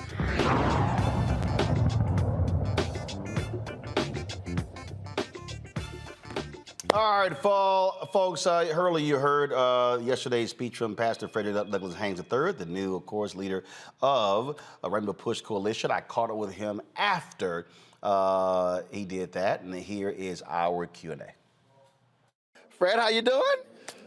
A5. Yes, sir. Big day for you. Huge day again. Reverend Jesse Jackson means so much to so many. And again, even though we're in Chicago, his impact is global. I will say this, in light of who's, holding the microphone, he received the baton from an alpha man. And so it's real interesting that he's passing the baton to an alpha man. So I'll give him credit for that. Well, he's always throwing his sign up when he sees me. He tells me, put that gang sign down. I was like, see, there you go again. There you go again. Right. One of the things that I talked to Jonathan about, and we don't see this a lot when it comes to black churches, black organizations, HBCUs, proper transitions. Yeah, and there is no success really without succession, and we haven't quite learned that as a people. And when you think about the fact that in the civil rights movement, there was never a real succession plan, let alone succession. And so what he's doing is quite unique because he's wired to do this work, always, and yet he has the wisdom to know he has to pivot. And so I salute him for that wisdom. I'll be counting on his wisdom and guidance going forward. But my thing is, when we do it like this, we get to stand on their shoulders as opposed to trying to fill their footsteps, because we can't do that. How did this come about? How long was it? When did y'all first have the conversation and that led to this? Roland, he approached me in 2019 at the NAACP convention, ironically, and said that he wanted me to, succeed him. And so I said, Rev, okay, let's have some conversations. And he wasn't ready. I don't know if I was ready. And so as time has gone by, I guess it was in April, he picked up the phone and said, I need you to come on, let's do it now. And so I said, okay. And that's when he brought the board chairs together. And so we've been going back and forth, negotiating, communicating since April. Now, one of the things that you're going to remain as senior pastor of Friendship West Baptist Church, and someone actually asked me that question, and what I said to them, I said, Rainbow Push has always been, look, Operation Basket operated here in Chicago. I said, now you have the opportunity to have now a second front, if you will, being there in the Southwest, being in the South. And you know the story of Breadbasket, and that same motto that was basically church-led is something that is needed even today, because again, as Reverend Jackson keeps saying, this next fight is about access to capital. It's about civil rights. And so who has the most gathering of people on Sundays, of course, is the black church, collecting offering. And yet the question now is, will we move from, okay, pressing for civil rights, collecting offerings, to pressing for civil rights? And, the whole piece around economic injustice that Rainbow Push has been about has got to continue, and we've got to step that game up. So as far as I'm concerned, bringing it to Dallas and the South, because that's where the fight is right now. The fight is in the South. Texas especially, Florida. We see what's going on in those places. I just got word about West Helena, Arkansas, and the fact that, the governor is sending water to them, but will not use that $1 billion surplus to fix the infrastructure. That's economic exploitation. We don't want charity, as he said, we want parity. And so his wisdom still works. And as far as I'm concerned, we're going to try to do all we can to carry that forward. And not only that, when you talk about building, one of the things that when you look at NAACP, some 2,000 chapters, you got your National Urban League branches as well. You've had Rainbow Push affiliates, and so in terms of how are you looking at examining the whole infrastructure to determine what moves forward? Is it chapter driven in terms of what are you looking at? Right, and so that's what we'll be discussing with the board, with the affiliates going forward. What is going to work in this time? I haven't really had a chance to examine all of that yet. I'm just really coming on board. So that is definitely up for discussion because we want to know what works in the 21st century. You also have, obviously, when you look at when they're meeting with leadership, you hear this phrase, legacy civil rights organizations. But for some reason, Rainbow Push wasn't included in that umbrella, which makes no sense to me. Right. And so, but then you have your younger groups. You've got Repairs of the Breach. You've got Until Freedom, Black Voters Matter, not necessarily welcome into that fold.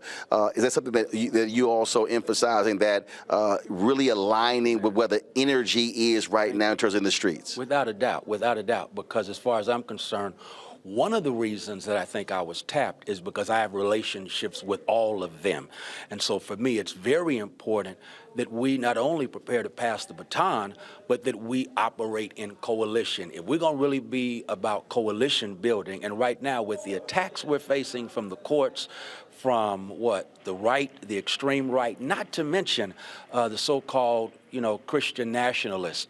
This is a time where we need coalition building as opposed to separation. And that's what I'm going to be about, reaching out to especially our younger generation, because let's keep it real. Civil rights movement was a youth-led movement. And so there's nothing wrong with a youth-led movement in this day. And so that's why I'll be reaching out to them, because we're not going to do it apart. We got to do it together. You were there in Baltimore when I challenged the alphas, when I said, how can you talk about when you're running the yard, but who's running your city? Right. And so the power of the D9, I've been constantly challenging them that it doesn't make sense having numbers, but not just them, Links, Eastern Star, Prince Hall, Mason. You've got all these black organizations, but many of them are internal and they're not necessarily external. Yeah, and Roland, I've literally stolen that. And I give you credit a few times, but I've stolen that. Anytime I speak to an Alpha chapter, Deltas, anyone, I use that, because we all brag about when we were on the yard, we ran the yard. Okay, you grown now. What are you doing as grown folk? Are you running your city? Are you running your county? Are you running your state? Because don't brag about running it back then if you ain't trying to run stuff right now. And that's the kind of leadership that we've got to have right now. I got to give the AKs some salute, because they established a credit union during this meeting. And so I salute them. That's the kind of stuff that runs stuff when you get to be grown. And so since we grown, we got to act grown, and we got to run it in our city, county, because that's what happened in 2008. We celebrating Barack Obama, and they went to planning while we were partying, and they went local. Or the phrase I say, we stay at the inauguration parade, they left. They left and planned on us, and they went local, because all politics is local. And so that's why, as we're thinking how we're going to do push, Rainbow Push, we have to have a national voice, but we got to be organized locally. Well, one of the things that I would absolutely suggest within the first 90 days is doing a black media roundtable, where calling on them and challenging those black radio show hosts that we just can't be laughing in the morning. We got to be also talking about public policy and social action. Yeah, laughing and liberating. I mean, we've got to, play the music. Okay, go ahead, get your ratings up. But at the same time, this is an audience you have that counts on you, not just to be entertained, but to be enlightened. And the bottom line is, a lot of stuff in Texas, where I am, in Florida, they had these legislative sessions that just took place, and too many of our people don't know and won't know what happened until it hits them directly, because public policy has personal consequences, and black radio can help us to understand what's going on with public policy so that we can fight back, because right now we're not fighting back. Well, Reverend Jackson always would call me, no matter what time of night, it does not matter, with suggestion and saying, when I come on and talk about it, I was like, all right, okay, Rev, no problem. And so exactly how I feel, the same thing. Yes, our show always welcomes whatever you got, you let us know. I'll be right there, and I want to thank you, because you have been consistent, not only about giving us a voice, but also challenging us to raise our voices. And so I appreciate that about you, because we have in you what Frederick Douglass and those first founders of our news media, what they intended. We can't have other folks speaking for us. We've done that too long. Now we got to speak for ourselves, and you help us do that. Thank you very much. Appreciate it. Let's get it. All right, Frat. Appreciate it. Yes, sir. I won't call you that late, but I'm sure call you. Trust me, he called me anytime. It don't even matter. Morning, night, whatever. Running ideas by. You know I know. You know I know. What you talking about? Because you did hit me by midnight the other night. Don't I really did. I really did. All right, Frat. Appreciate it. Yes, sir. Yes, sir. Thank you. Appreciate it. Makongo, the point there that Pastor Haynes made, and in fact, when he spoke, gave me a shout out. He talked about black media before his speech yesterday. And this is something that I keep explaining over and over and over to black organizations. You could keep hoping and praying the New York Times and ABC and CNN is going to show up, but they're going to show up on big stuff. Yep. Yesterday, local media was there yesterday. You had cameras there. We live streamed it, but here's the deal. I didn't see MSNBC there. I didn't see CNN there. ABC, NBC, Fox News, we know they're not gonna be there. But also, I didn't see any of the black media as well. I keep saying to people, if we do not have a robust black-owned media covering our stuff, then we do not have the ability to communicate to the masses.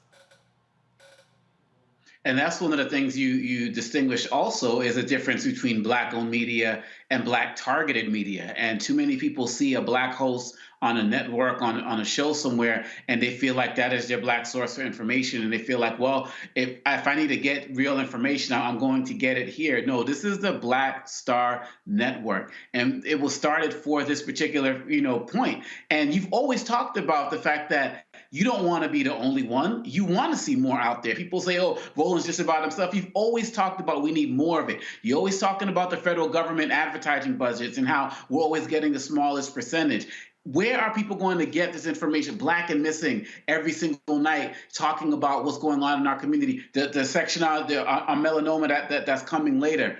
If people don't realize now that we can't depend on these other media sources that have black faces but not black ownership, maybe some areas of leadership but not ownership, you're never going to be able to get the full story. And you're never going to be able to get it in a way that directly impacts our community. And so as Reverend Carr says, on the advertisement you have, you got to bring your eyeballs home, and you got to bring your dollars home. You got to bring your money home. Like you said, those silver rights. If we don't do this, if we don't talk about this beyond these 1 or 2 minute stories that we're going to see on these other networks, if they're going to cover these stories at all, and these 2-question interviews that they do with these people, whereas with a Black Star Network, you can go have a 5-minute interview that ends up going a half hour because we run it.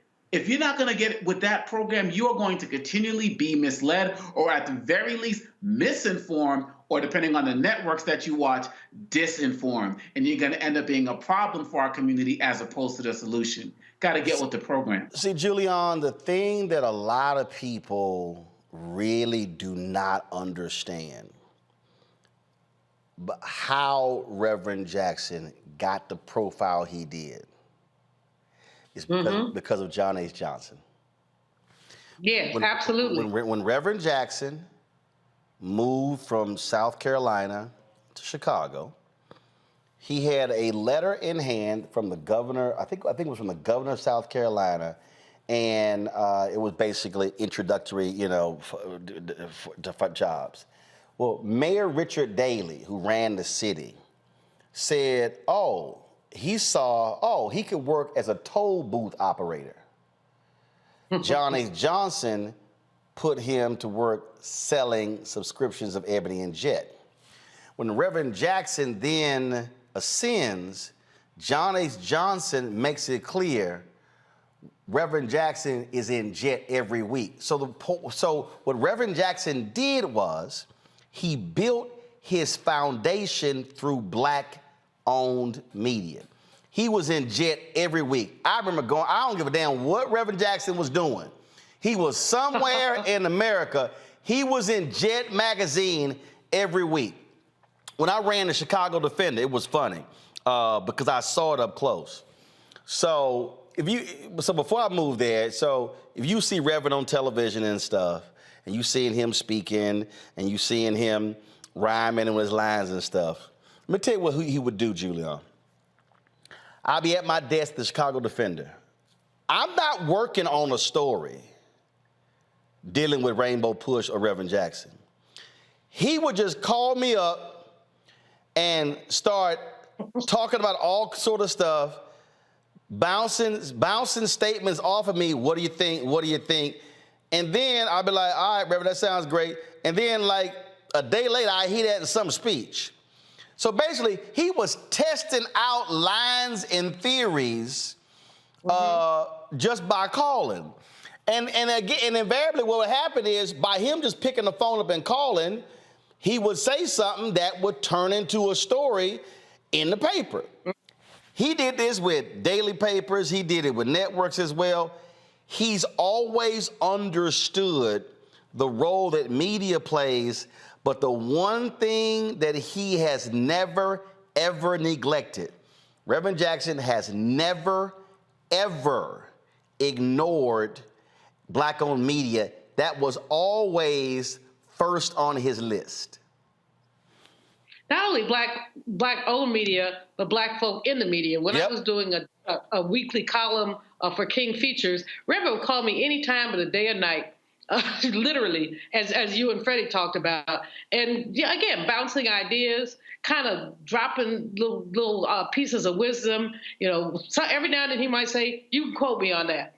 I will never forget, this is pre all the electronic media we have now. He decided that we should stop doing Black and do African American. And so he called me up, I was somewhere, and he said, well, I want to send you something. He sent me 19 pages to the Eastern Airlines. See, that's how long ago it was, Eastern Airlines Club at $3 a page, so $57, to explain why we needed to embrace African American as opposed to just the term Black. It was hilarious. And then he called and said, did you get it? I'm like, Reverend, yeah, $60 later, I got it. But he picked up the phone and called columnists, anchors, anybody, because he is an idea machine. I remember doing a story for the Black NBA magazine and writing this piece. And I mean, in the hour that we talked, he dropped ideas about glasses. He was talking about prescription drugs. He was talking about economic justice and banking. It was like literally all over the place. How do you turn that into a piece? And I think the title of the piece ended up was Idea Machine, because that's what he is. He is not leaving Rainbow. What he's doing is, if you will, reinventing himself or being the senior statesperson that we so desperately need in these times. And it's really, like you said, he is a master of media. He's done it all, radio, TV, writing, all of that. And he understands it in ways that very few people do. And so, Roland, if you had got those midnight calls, there's a whole bunch of us who used to get those calls. And frankly, we were privileged to get them. Last point here before we go to a break and go to our Fit, Live, Win segment. For people who are watching, again, it's getting people to understand you cannot have any movement. First of all, you cannot build a movement. You cannot create movement unless you build resonance. And so you do that by first and foremost seeding the ground. Why does Ben Crump come to me first or insist to his legal team when y'all are booking Good Morning America, y'all also book Roland Martin? Because what he understands is that there are going to be a whole bunch of cases that Good Morning America is going to pass on. And so if you ignore Black-owned media and you always go to white-owned media, I'm going to tell you what I'm going to do. I'm going to say, don't call my ass. And I've told some people that directly. You keep calling them, and then you only call me like a side piece. Nah, that ain't gonna happen. Oh, I've told some people that. And if we're talking about how do we again, I gotta remind folk, before the New York Times was calling Dr. King, he had a column in Ebony. He was a classmate of Lerone Bennett. He understood. And again, for folk who don't understand why it's important to have conscious Black folk, when we all see that photo, y'all find a photo of Bernice King on the lap of Coretta Scott King at the funeral of Dr. King. That won Moneta Sleet the Pulitzer Prize. He became the first African American ever to win a Pulitzer Prize for photography. How did he get that photo? He wasn't supposed to be there. The white media had Jim Crow policies at the funeral of Dr. King. The white media said no black people are allowed in the press pool. Lerone Bennett and Simeon Booker went to Coretta Scott King and said they are not allowing Ebony and Jet in the press pool. Coretta Scott King said, if Ebony and Jet is not in the press pool, there will be no press pool covering my husband's funeral. That's how he got in. That's how it was won. So that's what happens when black folks say, we're black-owned media. They get to be on the front row. And that's, again, what people need. Yeah, go ahead. That's, again, what people need to understand why that won the Pulitzer Prize, because she said, if Ebony and Jet not in the press pool, ain't going to be a press pool. And so that's why it's important for civil rights groups and others to always respect black-owned media and include us on the front end, not just when they get in trouble. Randy, go ahead. Oh, I'm sorry. Absolutely. I mean, and you know, if we would pay attention to how much people are fighting against us being aware and knowledgeable, particularly of what's happening with us, within us, then if we paid attention to that, we would realize how important it is. And we are only getting this information, honestly, right now, Roland, mainly from you. We are getting the information so we know to act. So we are educated about what we should care about. And so it's absolutely vital right now. I mean, you are creating us a world that is more woke. And we need to be woke as much people don't want us to be. They'd like us to be asleep, not paying attention, and not creating any sort of change. But it's vital to our survival that we are aware and awake. So thank you for that. Folks, hold tight 1 second. When we come back, a critically important issue, melanoma, skin cancer. Yes, black people can get skin cancer. We'll explain next on Roland Martin Unfiltered on the Black Star Network. Coming up next on The Frequency, right here on the Black Star Network, Shanita Hubbard. We're talking about the ride or die chick. We're breaking it down. The stereotype of the strong black woman. Some of us are operating with it as if it's a badge of honor. Like, you even hear black women like aspiring to be this ride or die chick, aspiring to be this strong black woman trope at their own expense. Next on The Frequency, right here on the Black Star Network. I'm Faraji Muhammad, live from LA. And this is The Culture. The Culture is a two-way conversation. You and me. We talk about the stories, politics, the good, the bad, and the downright ugly. So join our community every day at 3 p.m. Eastern and let your voice be heard. Hey, we're all in this together. So let's talk about it and see what kind of trouble we can get into. It's The Culture. Weekdays at 3, only on the Black Star Network. Hi, I'm Jo Marie Payton, voice of Sugar Mama on Disney's Louder and Prouder Disney Plus, and I'm with Roland Martin on Unfiltered.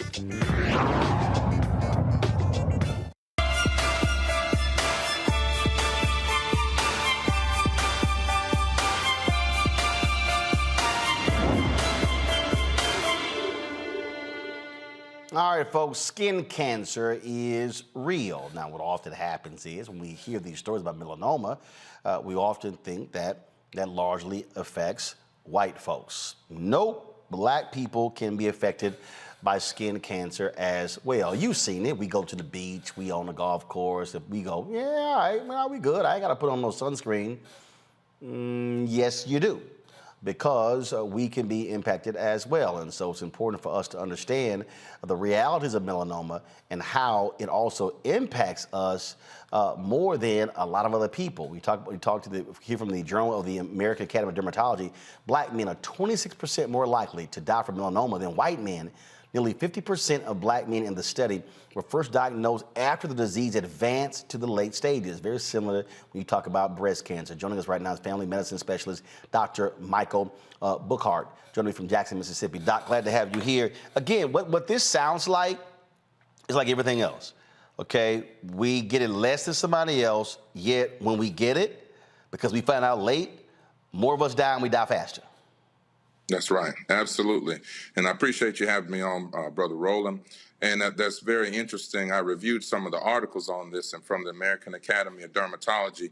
And like you said, there was a study done with 200,000 people, and they found that the 5-year survival rate in men with melanoma, the 5-year survival rate was highest for white men at around 75% compared to black men, with a survival rate of 52%. And then American Indian, Alaskan, Asian, and Hispanics were somewhere in between in the 60s.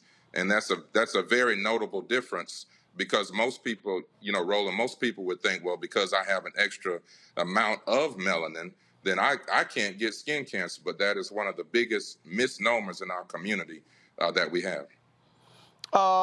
And we talk about how we protect ourselves. Look, I play golf all the time. I like to walk, so you're out there, you're in the sun. And I can tell you, it's rare when I play with brothers, they're putting on sunscreen. Absolutely, yes. And that's a great point that you brought out. And one of the things that makes this very difficult, and some would even consider the bias in this, is that melanoma, especially with us in the African-American community, starts on the palms of the hands, the soles of the feet, which are areas that one would think are not exposed to the sun as much. And that's why a lot of times it makes diagnosis so difficult, because— Hold up, palms of the hand and soles of the feet? Absolutely. Yes, sir. I was looking over this American Academy of Dermatology. We're reviewing that, and it's called ALM, acrolitiginous melanoma, where it starts on those parts, and that's why it's most often undiagnosed. And then it's not until there's a significant spread, and then you start the staging process, which then the mortality rate increases while you don't see it. And just real quick, just to be clear, there are three different types. There are 3 different types of skin cells we're looking at: squamous cell, basal cells, and melanocytes. It's the melanocytes, which has a pigment for melanin. That's what we're talking about. That's causing melanoma. 3 very important key points right there. All right. So if we're gonna be out there, like I see some people when they're out there playing golf, and they'll have their arms will be covered. I see some people covering their legs. Well, I'm like, man, that's hot as hell. So if we don't want to cover our skin, so what is it? And also, what type of sunscreen? I've heard all different ones. You see all these different numbers. Is it 50 or higher? Is it 70 or higher? Like, what's the right sunscreen protection we should be wearing? That's a great question, Roland. And actually, at the minimum, you want to have a 30% SPF. You definitely want to have that. You definitely want to cover the extremities as every time as much as possible. So your arms, your legs. I know it's a lot of times it's so hot it's difficult to do that, but that's going to be a significant factor in reducing your chance of getting this terrible skin cancer. But definitely SPF minimum 30, but as the higher the better. It's a directly proportional factor. The higher SPF, the lower your chances of coming down with skin cancer, contracting this terrible disease. Questions from the panel. Let's see here. Randy Julian Randy. Let's see. Oma Congo, you go first. Well, Doctor, I really want to thank you for this information. And my real question is, can you please just end the debate over whether shea butter and coconut oil actually work as sunscreen? Well, I think that's a very interesting question. It's like I said, it's really about the SPF in the product. So if you happen to have a product that is a shea butter or shea moisture, those kind of things that's contained in the sunscreen, then hey, by all means have at it. But if you're just sitting around and slapping some cocoa butter on your face, that ain't gonna cut it. Thank you. Julian, go ahead, Doc. Well, I just really wanted to point out, Roland, just very briefly, that in the diagnosis of this, and especially since COVID, and this is from my personal experience as a hospitalist, caring for people full-time in the hospital and also opening my own clinic now in Jackson, Mississippi, that of course, because of the lower socioeconomic status and all those things that we're very familiar with, and especially in men are a lot less likely to go. And everybody that I've treated in Jackson and my entire career in medicine, there's two things. There's two reasons why men go to the doctor. One, because their mother or their wife is forcing them, and two, because they have a problem with their penis. That's the only reason why men go to the doctor.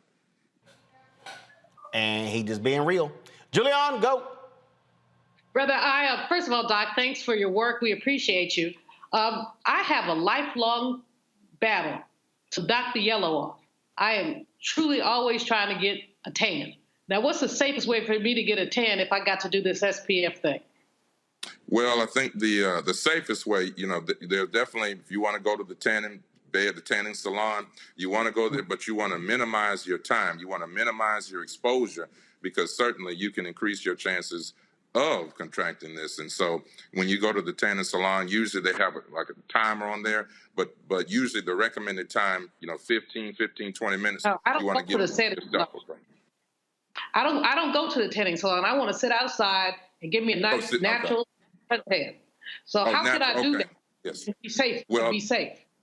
Okay, being safe, then definitely, having, so like I said, a minimum SPF 30, but the higher you go, the better. It's directly proportional, but still minimizing your exposure, to that sun. For example, people on the beach and they're using those huge umbrellas that a lot of times with the hotels and all that on the beach, it's great if you can sit up under that for the majority of the time. Then you take that 15 minutes, go outside, on your back and then on your stomach, and then come on back in and get outside of those harmful sun rays. So that's the main thing. You can definitely do it, but you just want to make sure that you minimize your exposure while you're out there.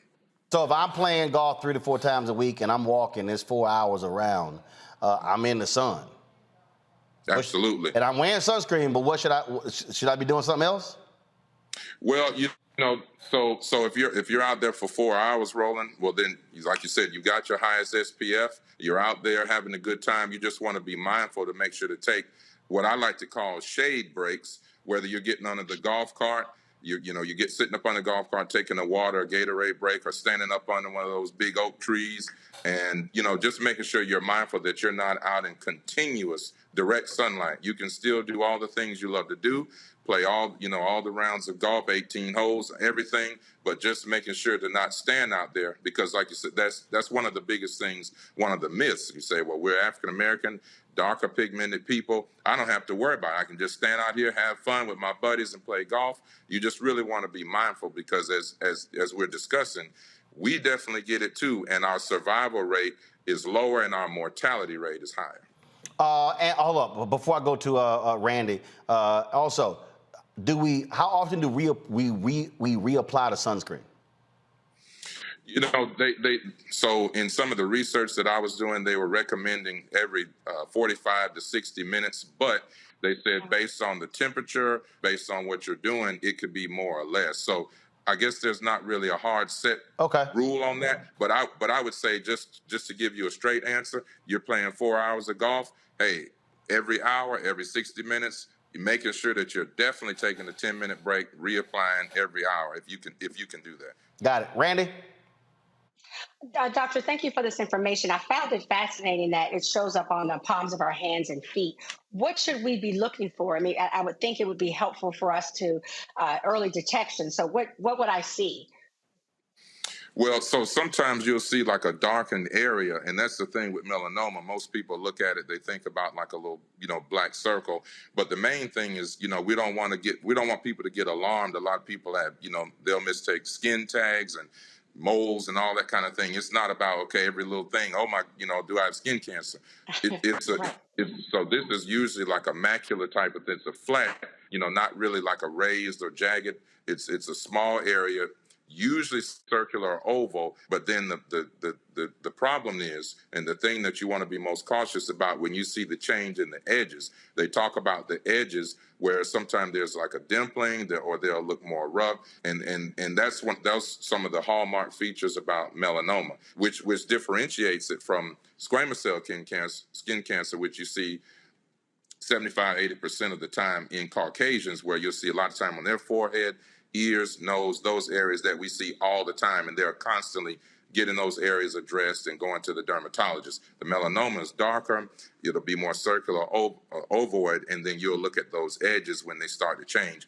And lastly, the studies also showed, American Academy of Dermatology also again, and American Journal of Medicine, that at 18 years old, when you go for your annual exam, you need to also be doing an annual skin exam, making sure that the physician or nurse practitioner or physician assistant is also doing a thorough evaluation of your skin.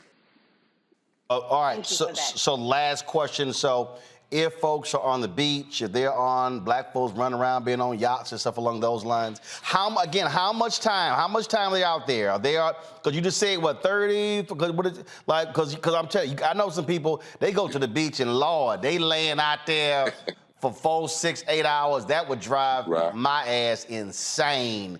just sitting there, I couldn't do all that. So what is it? Well, like I said, I think optimally, Roland, if we're just at the optimum, if you're sitting out there like the young lady was saying before, like she likes to go out and tan and be on the beach, if you could do this, recommending on every hour on the hour. But like you said, I know that that's not realistic, but at the very least, every 2 hours, because especially you can feel, depending on what type of sunscreen, whether it's lotion, more of a cream, the consistency of it, you'll see it dissipate or, dry and it's going away on the skin.